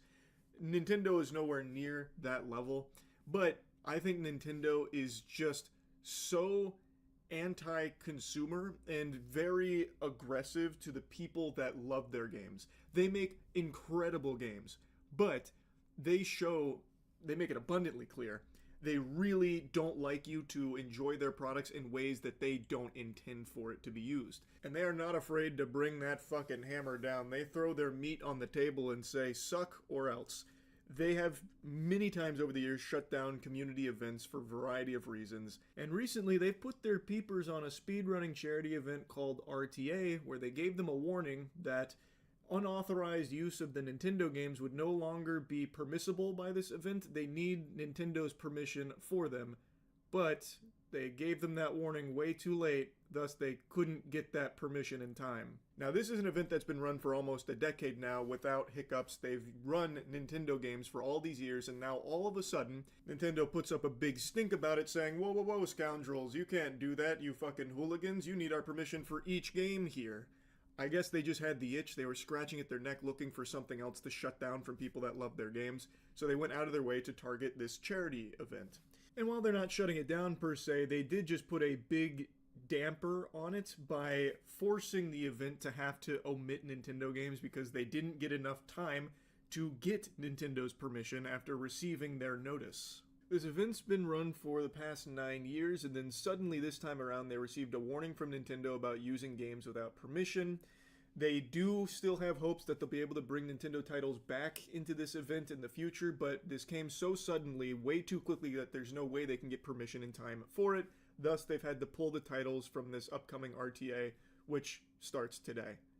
RTA in Japan made the announcement on their website explaining the absence of the titles. Apparently, Nintendo pointed out to the nonprofit on June 13th that organizations require prior permission to use Nintendo games, adding that RTA in Japan's previous use of Nintendo titles was unauthorized, as permission was not obtained in advance. Oh no! That's a big-time crime right there. Unauthorized playing of a Nintendo game. Oh boy. That's some big potatoes right there. But anyway, Immediately upon receiving the notification, RTA in Japan began negotiations in the hopes that they could use the titles again for future events, but as of right now, it hasn't really gone anywhere.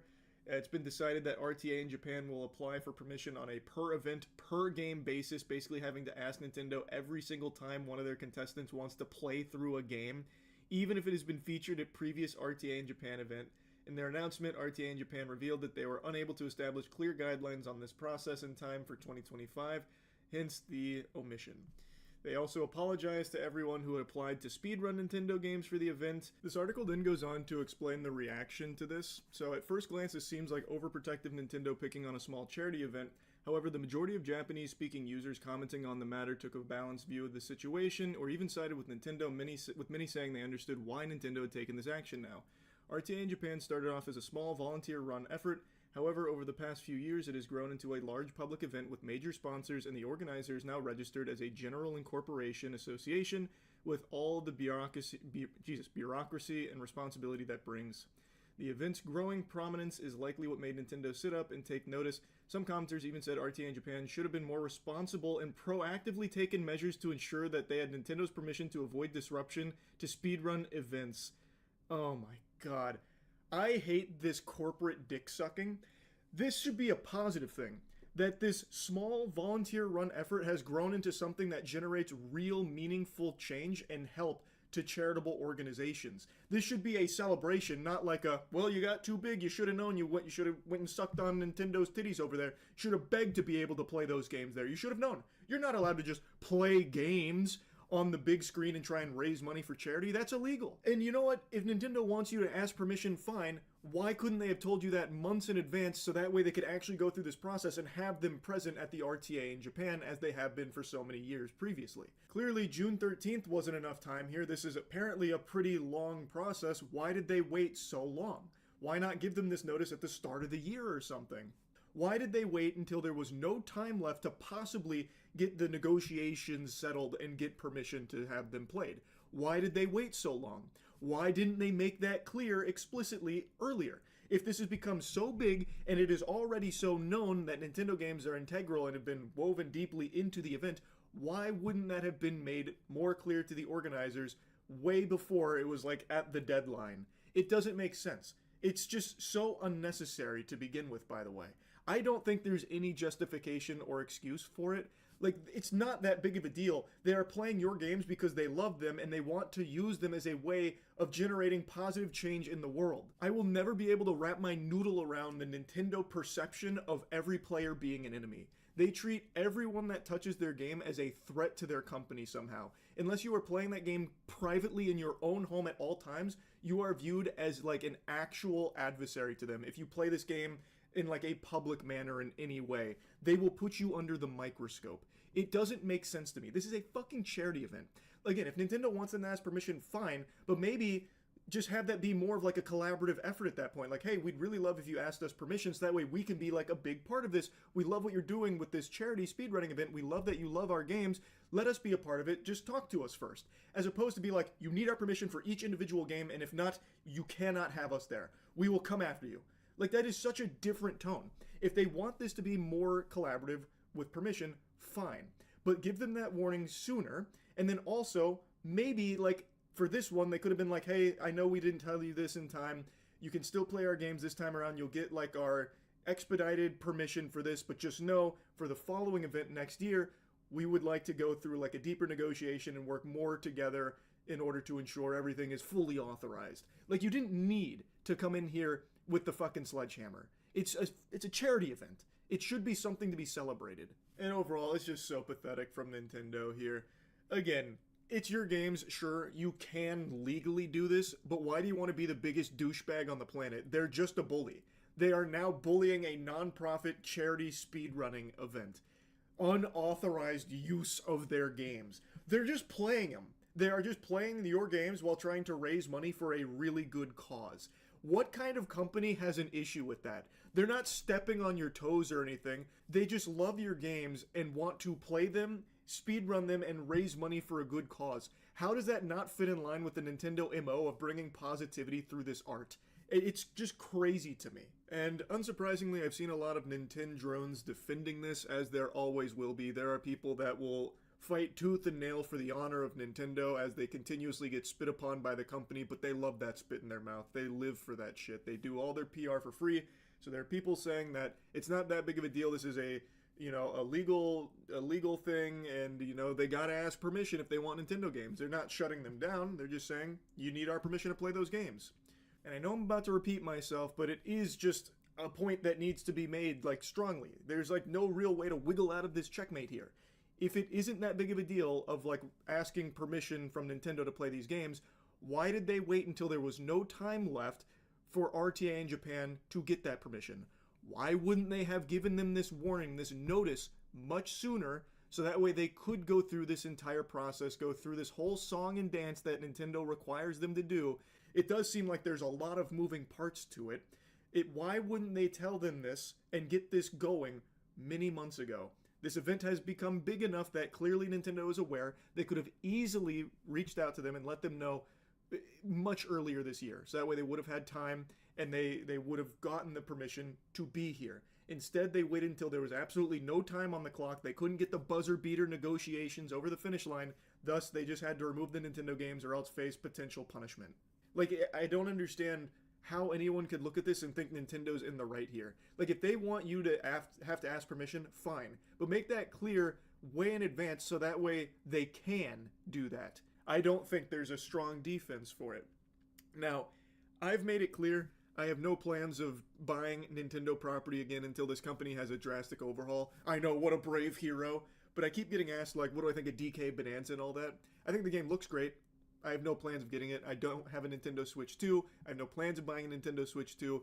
Even though I'm the biggest FromSoft fanboy there is, I am so fucking deep in the hypnotism that I must consume all FromSoft.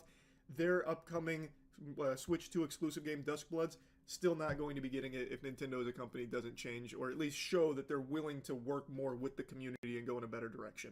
It's shit like this is exactly why. I can't stand it. It's so incredibly unnecessary. It's a speedrunning charity event. I find it so weird how successful companies have been at brainwashing people to side with them always. It's become very common for people to side with a corporation over an individual now. Now, granted, in this case, the speedrunning event, the charity event, is a company too, but it is a non-profit organization that solely is doing this to generate money for a charitable good cause, using products that they own to make a positive impact. And somehow people are still going against them, blaming them, saying that they were in the wrong, just because Nintendo said so. Because Nintendo reached out at the last minute saying, no, you can't play our games because you didn't get our permission, you need to get our permission, let's start. When there was no time to start and finish that negotiation, thus they had to get rid of those games, which are a big part of the event, apparently.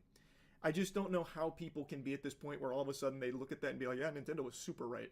It's just super weird to me. Anyway, just wanted to yap about this a bit. That's it. See ya.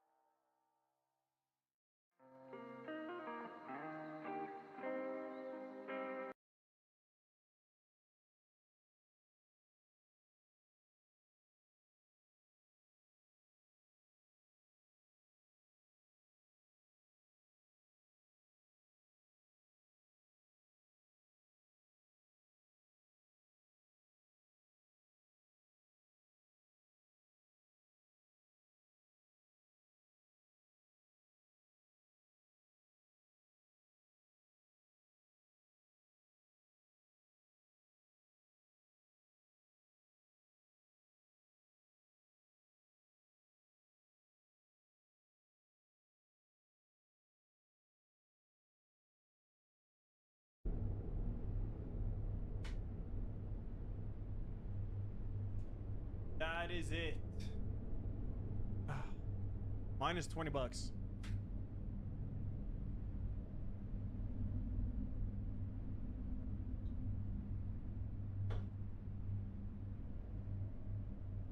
No, it took them long because like well, no, it didn't take them long at all to send it to me. I just ordered it very late.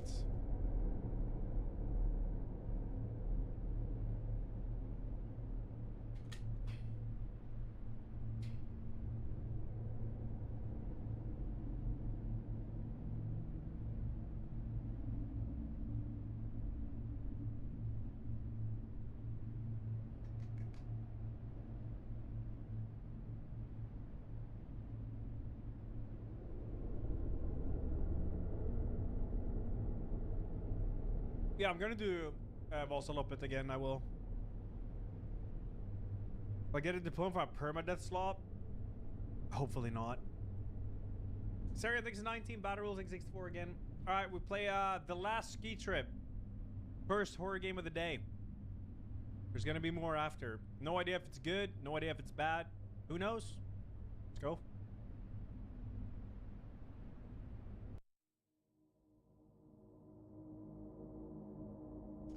My name is Nate Carter. Just another weekend, just another trip with my brother Alex. We were supposed to spend a few days off the grid, skiing, breathing mountain air, clearing our heads. He said he found a place no one goes to anymore. A quiet valley, buried in snow and silence. Looking back now, maybe some places are better left forgotten. Something scary and inexplicable happened that I still dream about in my dreams. Do I like turn off my lights? I could do it. It would actually, you know what? Yeah. It's gonna be cozy, dude.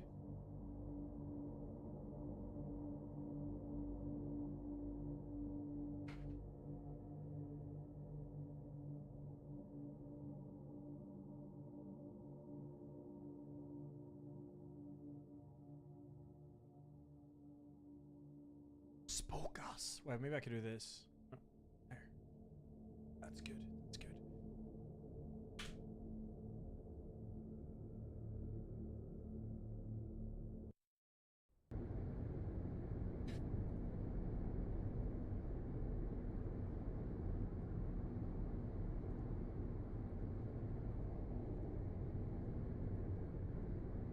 Dude, the breathing smoke? Crazy. This game's tight. Oh, where are we? Morning, sunshine. We're about 30 minutes out. Almost there. There? Wait, this isn't Glen Ridge. What is this place? It's called Black Ridge Valley. Ever heard of it? No. And I'm pretty sure that's a bad sign. Why the hell are we going somewhere no one's heard of? Oh wait, is that Nate's? Why the hell are we going somewhere no one's heard of? Because that's the point. No crowds, no poise, just untouched powder and pure silence. It's off-grid, man. I forgot this ski spot from the 80s. My coworker's dad used to ski there before they shut it down.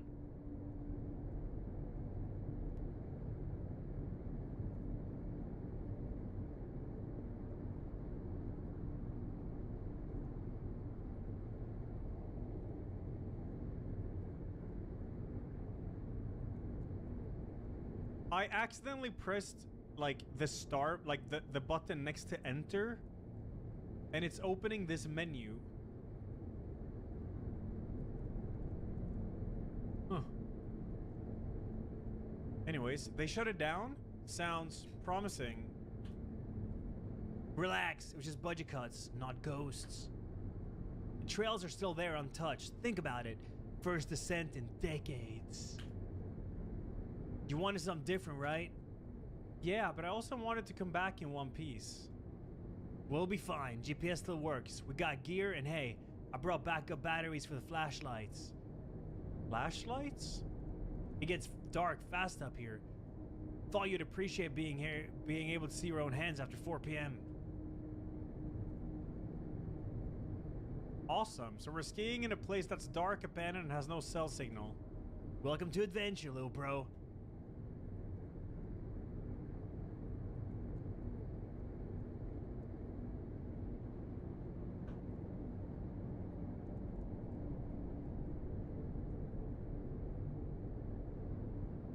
cool.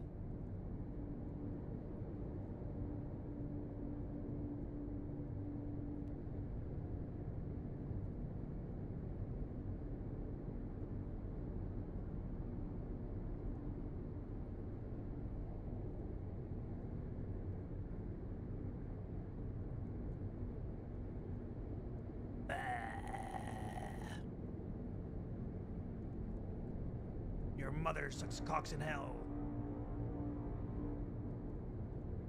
We're here.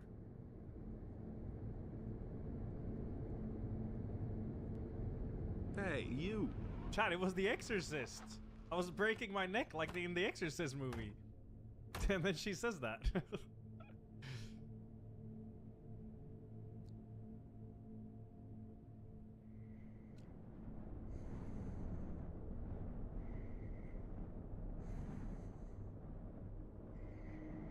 We hike up the ridge, then ski down. Classic backcountry. You sure there's even a trail? There's always a trail. You just gotta look for it, little bro. Come on, Nate. This is what we came for. Wait. Come on, Nate. This is what... Wait, am I Nate or Alex? Wait, who's who? I'm confused now.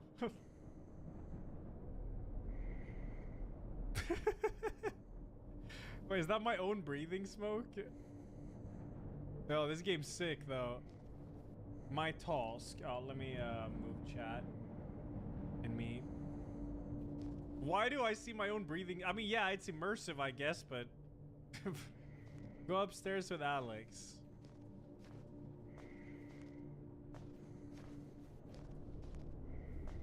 Shame the chairlift's out of service. Would have saved us some time and effort.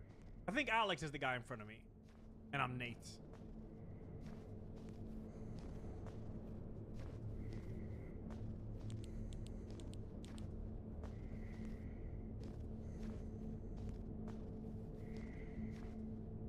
So they're just walking up the mountain, I guess.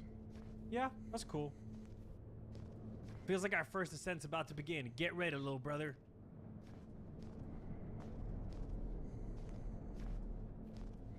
Hell yeah, dude. How's the snow physics or the ski mechanics?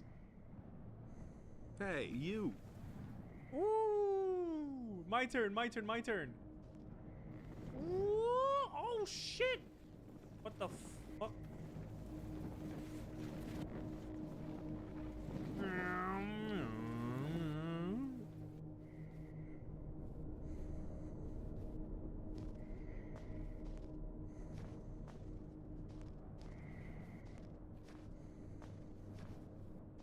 That was just a warm-up. The real ride starts up there.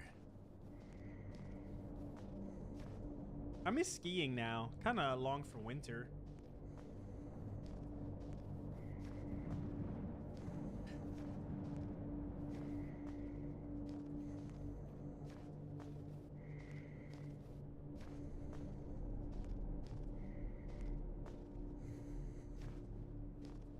Hey, you.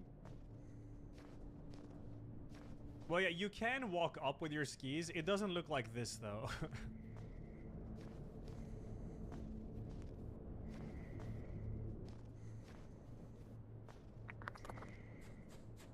Did you hear that? It's Yeti. No, what'd you hear? Is this gonna be daily quest? Nothing. It seems so.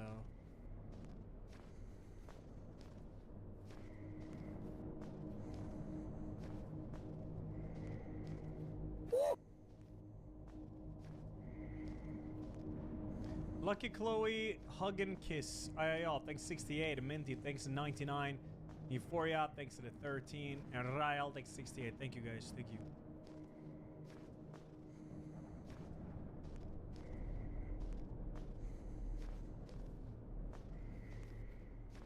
That's true, physical. That's true.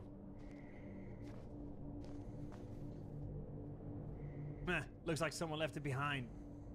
This place is giving me a weird vibe, man. Hey, you. Relax. Probably just an old rental someone dropped. We're almost at the top. Just a little further.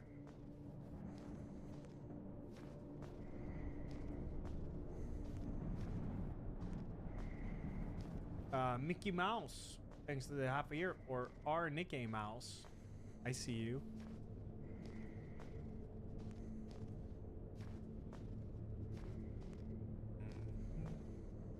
Hey, you. Artificially Mana, thanks 69. Thank you. All right, what do we got?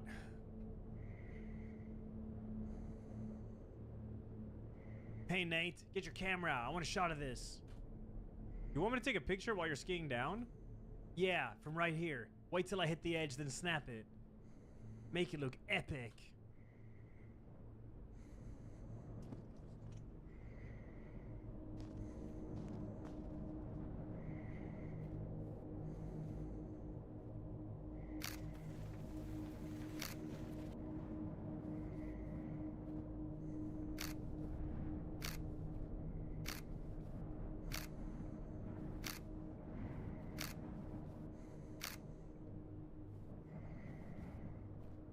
Is that enough photos? Hey, you. Where did he go? Need to go after him. Zoo. I'm slaloming. I'm slaloming. What? Pow. Zoo.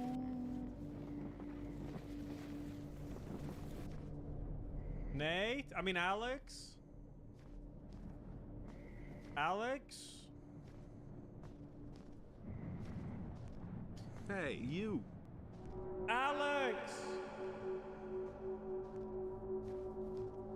Big echo in this forest.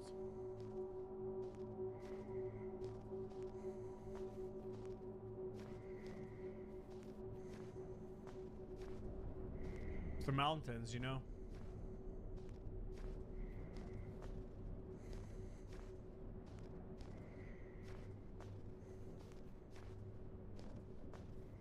Alex! Alex, where are you? I feel like this is just gonna end up... Like, there's gonna be one jump scare and it's just Alex pranking us and then the game is over. Also, yeah, how wide is his ski tracks? Oh? Oh my god, are those animal tracks? Gotta find Alex. What kind of animal is that? Is that a bird? That's not a yeti.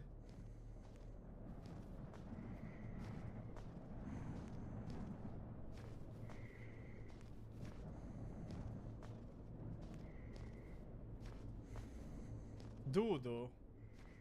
Oh, Doodle. That's you, Nautilus. Oh, shit. I kind of like the setup. It's pretty, a little bit creepy. Alex flashlight. What happened here? I have to get to the bottom of this. Oh, you have the cave.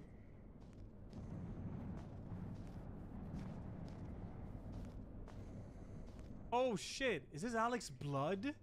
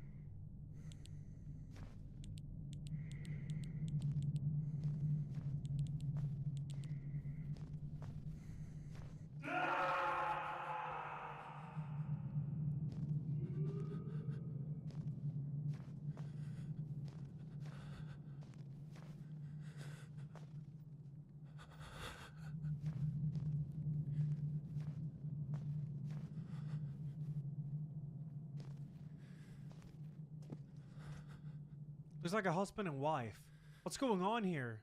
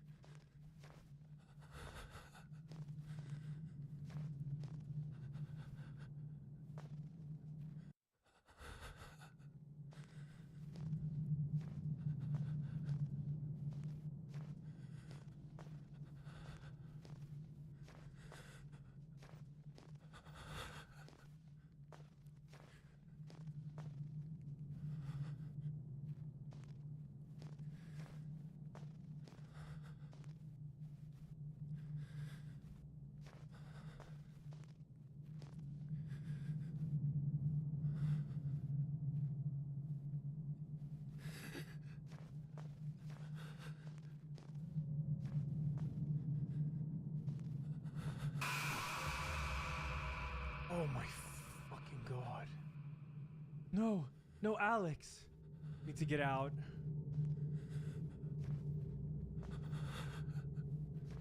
Oh, man is definitely dead.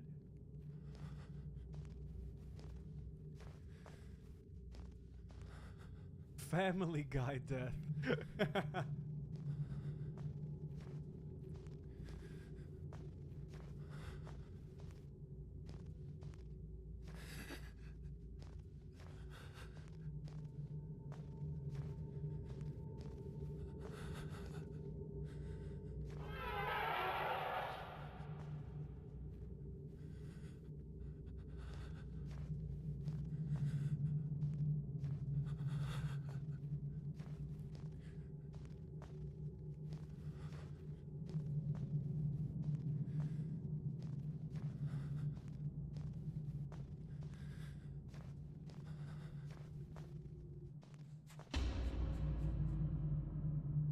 What the fuck was that?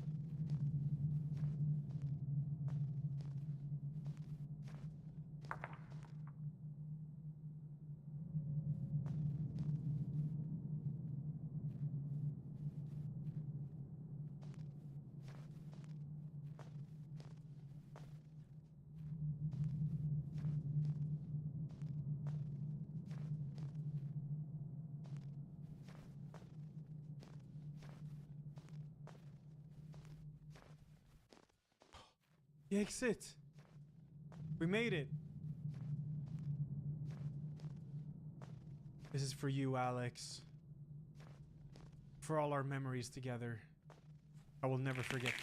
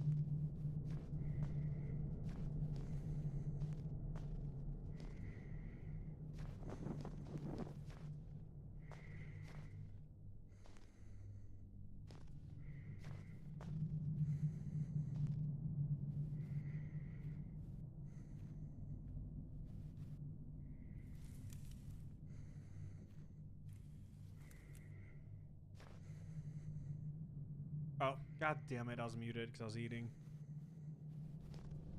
I said, where am I? Gotta find a way out. And then I said, E. E. Oh, I can sprint. E.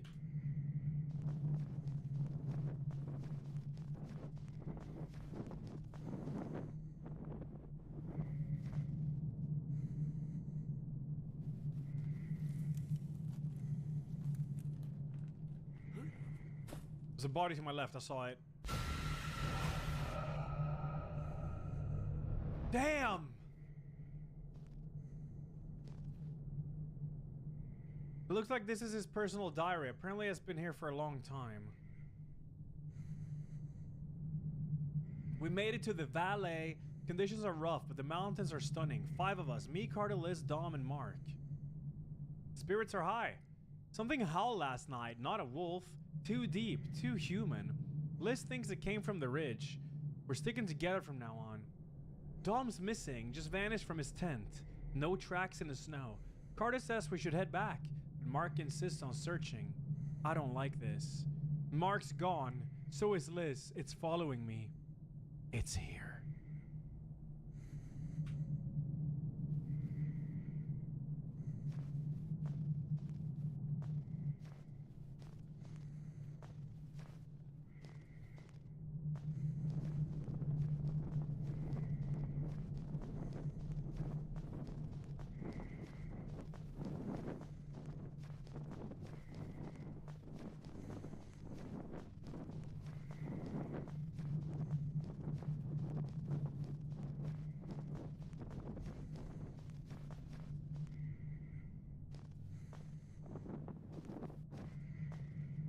It still plays the sprint effect if you hold shift.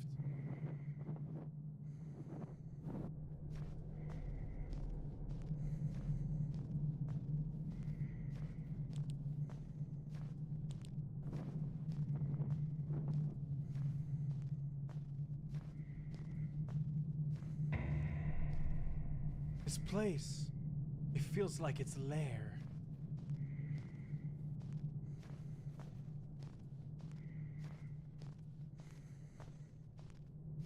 Chad, if you ever make like a horror game like this, can you hire me as the voice actor?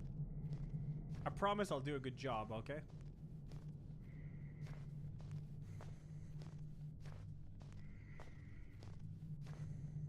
Looks like he couldn't get out of here.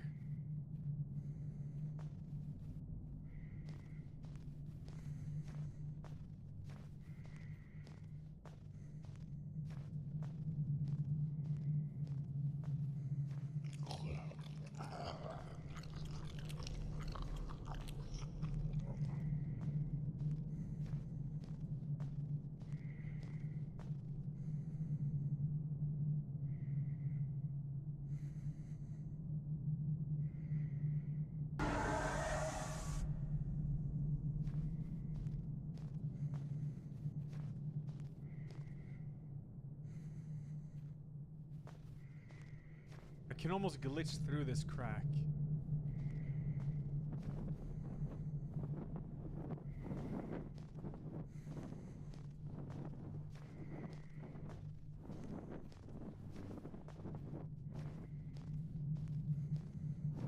But we wouldn't want to do that.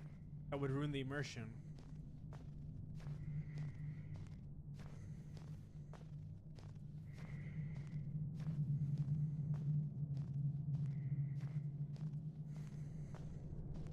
I have to reach that rope.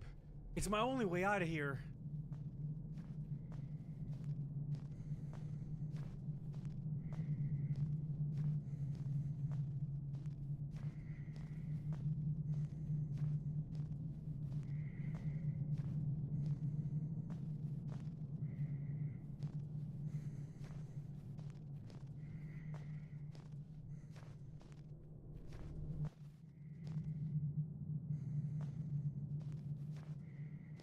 Oh, it got flushed-ist.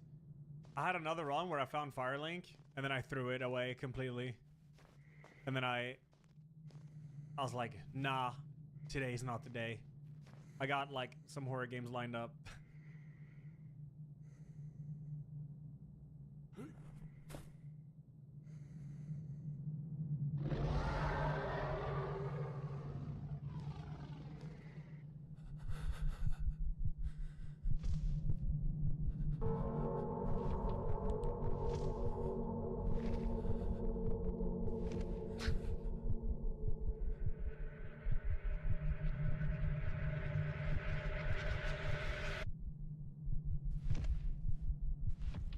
Man's a bit goofy.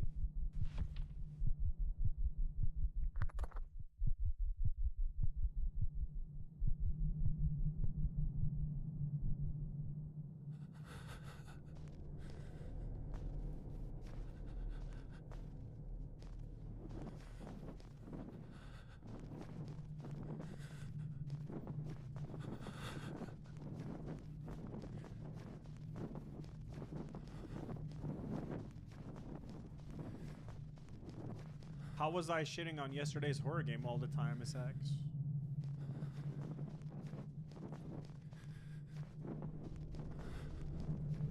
guess you mean the Aztec one. Bag? Question mark? Shit, he's right here. I need to find a way to draw him away. Oh, he's right there. I flushed it? Yeah, but you said I shit on it all the time. I didn't.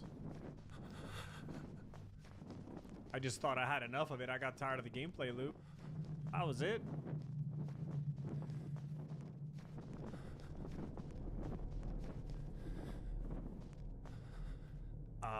This doesn't seem good.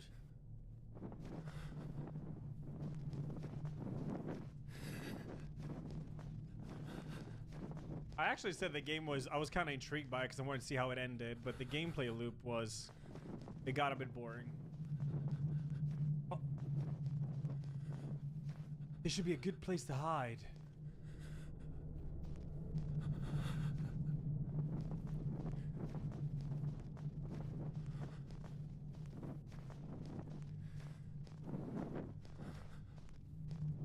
I mean, can I make like a noise? Or do I have to have it like run after me?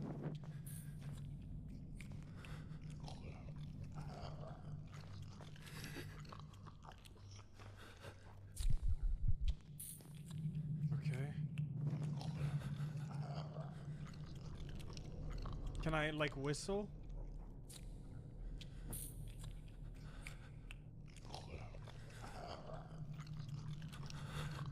I need to make like a noise. I don't know if I should walk into him. It's probably an achievement anyways.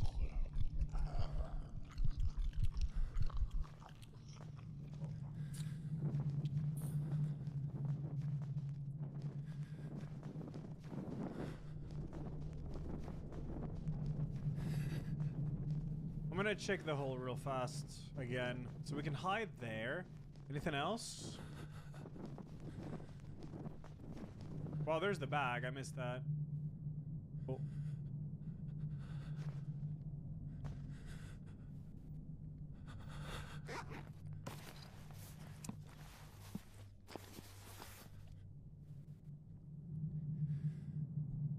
He died, final character. Throw an item. Ah.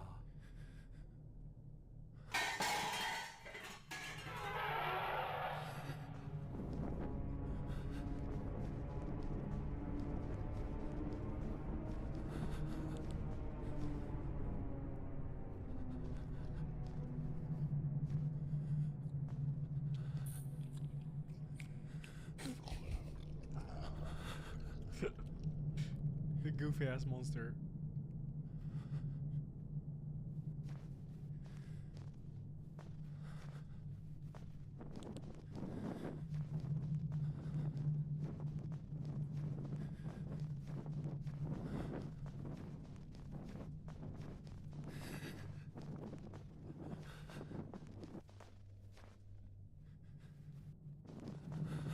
We have to get out of here.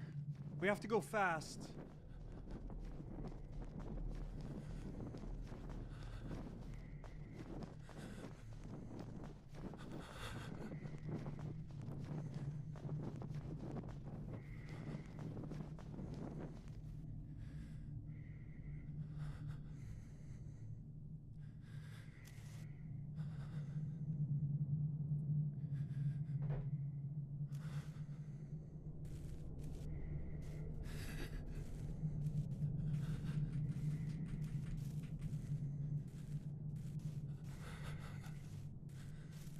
I'm not porn acting, I'm immersed in the game.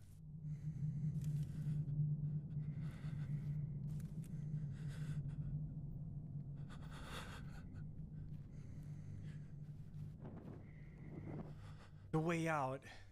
It's not far now.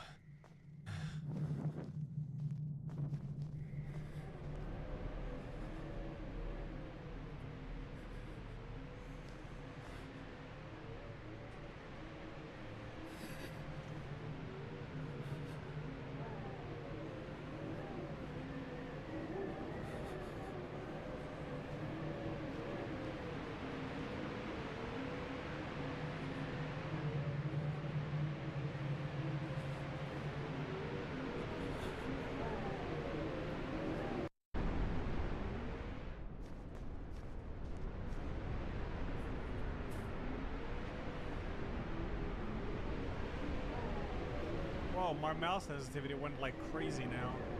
Oh shit! I need to get down to the woods.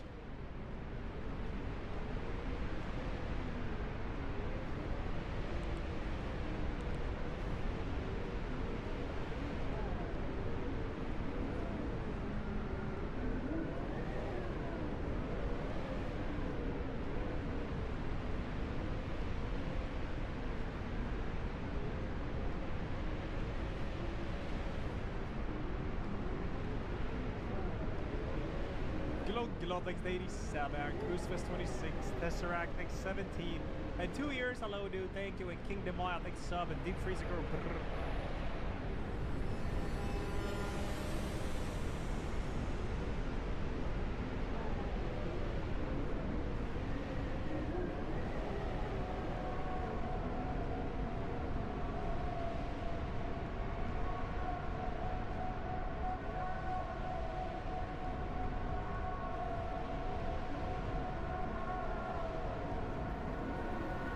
Need to steer clear of those rocks. Zoom.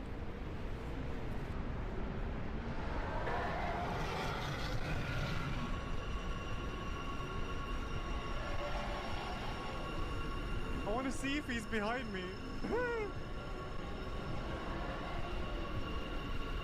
Oh, I can't see behind.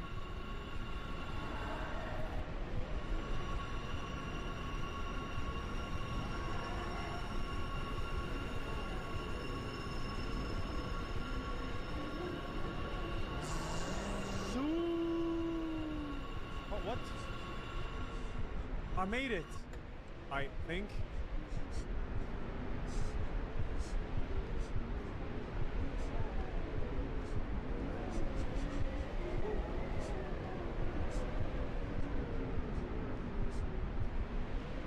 Am I playing as the Polish guy? Yeah. This is what happened, the untold story. I'm actually the developer of the game. And this is my story. Not Spartan J, thanks for shoving, dude.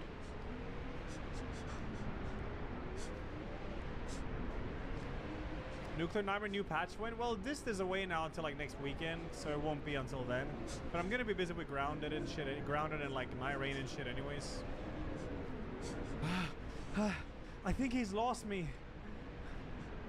Gotta find shelter before I freeze out here. Aren't you immersed, chat? Aren't you immersed? Tell me you're not immersed.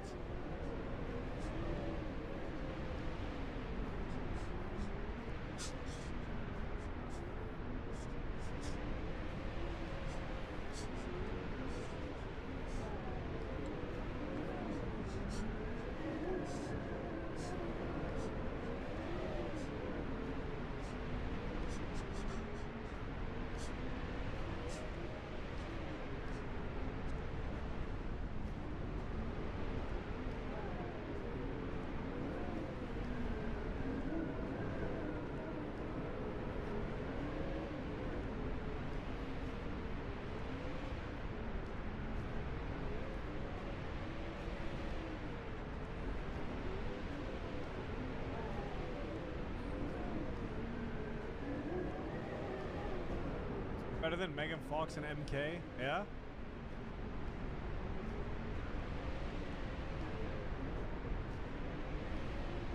This is house? I'm saved!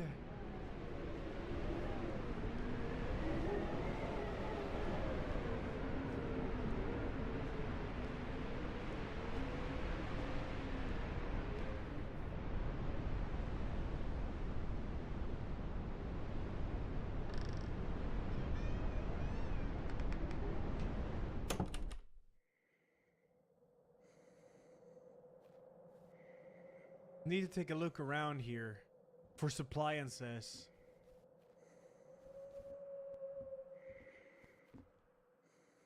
It looks like no one has used his lantern for a long time.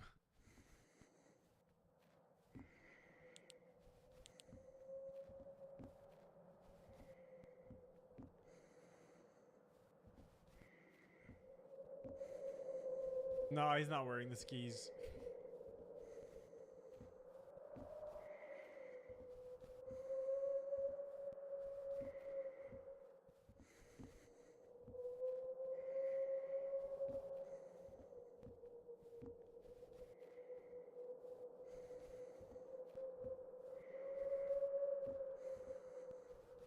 Klimb.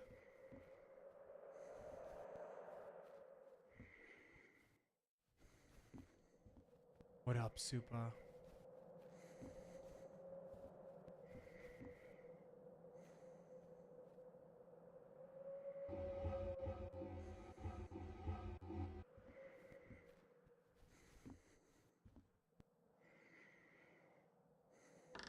This is the Blair Witch House, chat. We're gonna see Alex standing, staring in a corner here. Oh shit. The weapon is broken. It's a map of the valley. If I head east, I might reach civilization.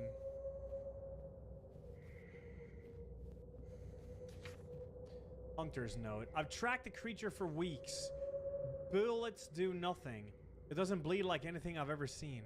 Only fire slows it down. If you're reading this, there's only one way out. Follow the eastern ridge. There's a flare gun in the attic. It might be useful, either to call for help or fend off the creature. Know that it can do more than just tear you apart.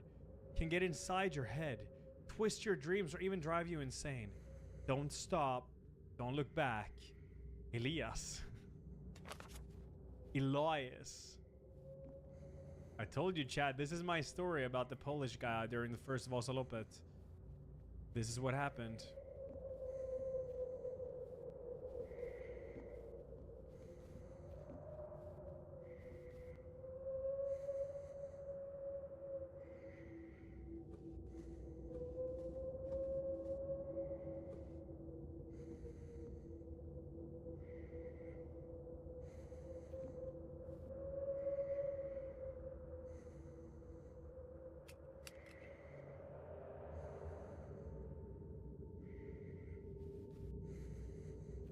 Do you have weapons? I need to get some rest. I'm exhausted.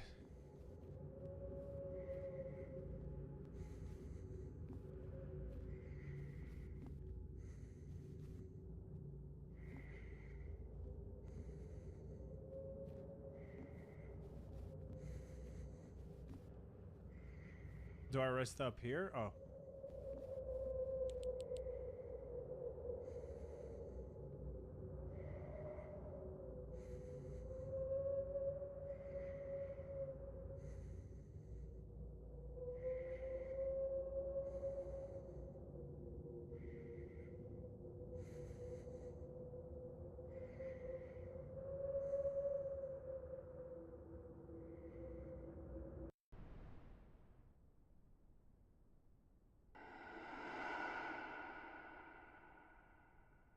It's not daytime yet?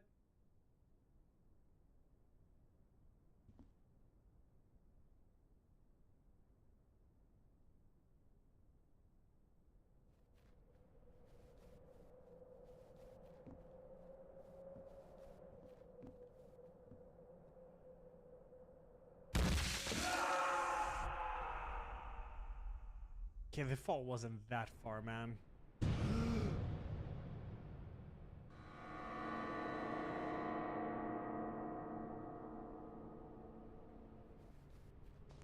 Oh shit, all the like the frozen bodies and shit.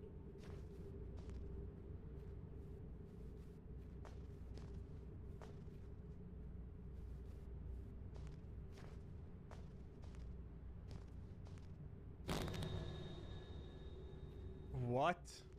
Oh yeah, it's fucking with our dreams, like you said in the notes.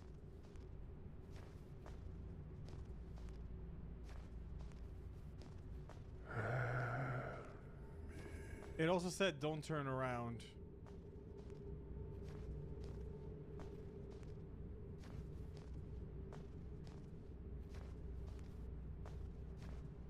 Alex? Is that you? Alex?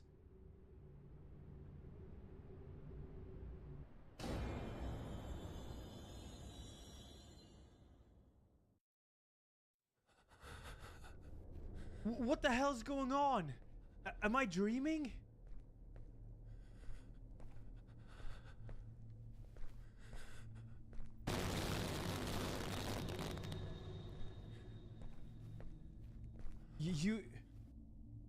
You abandoned me, Nate. You let me die out there.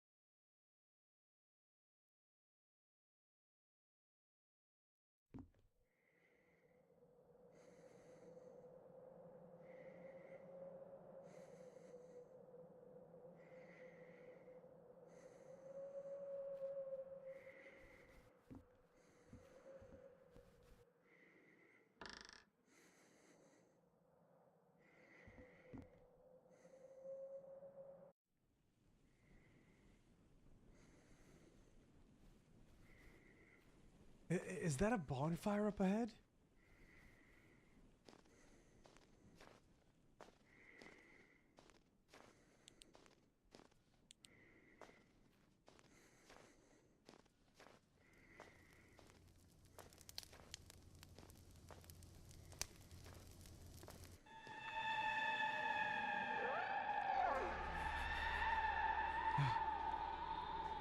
An illusion.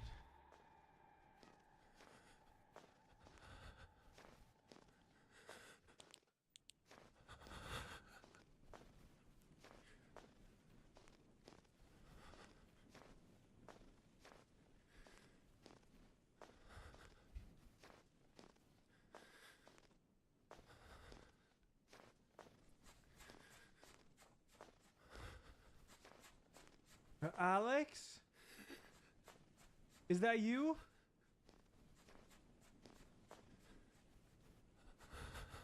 Alex, wait!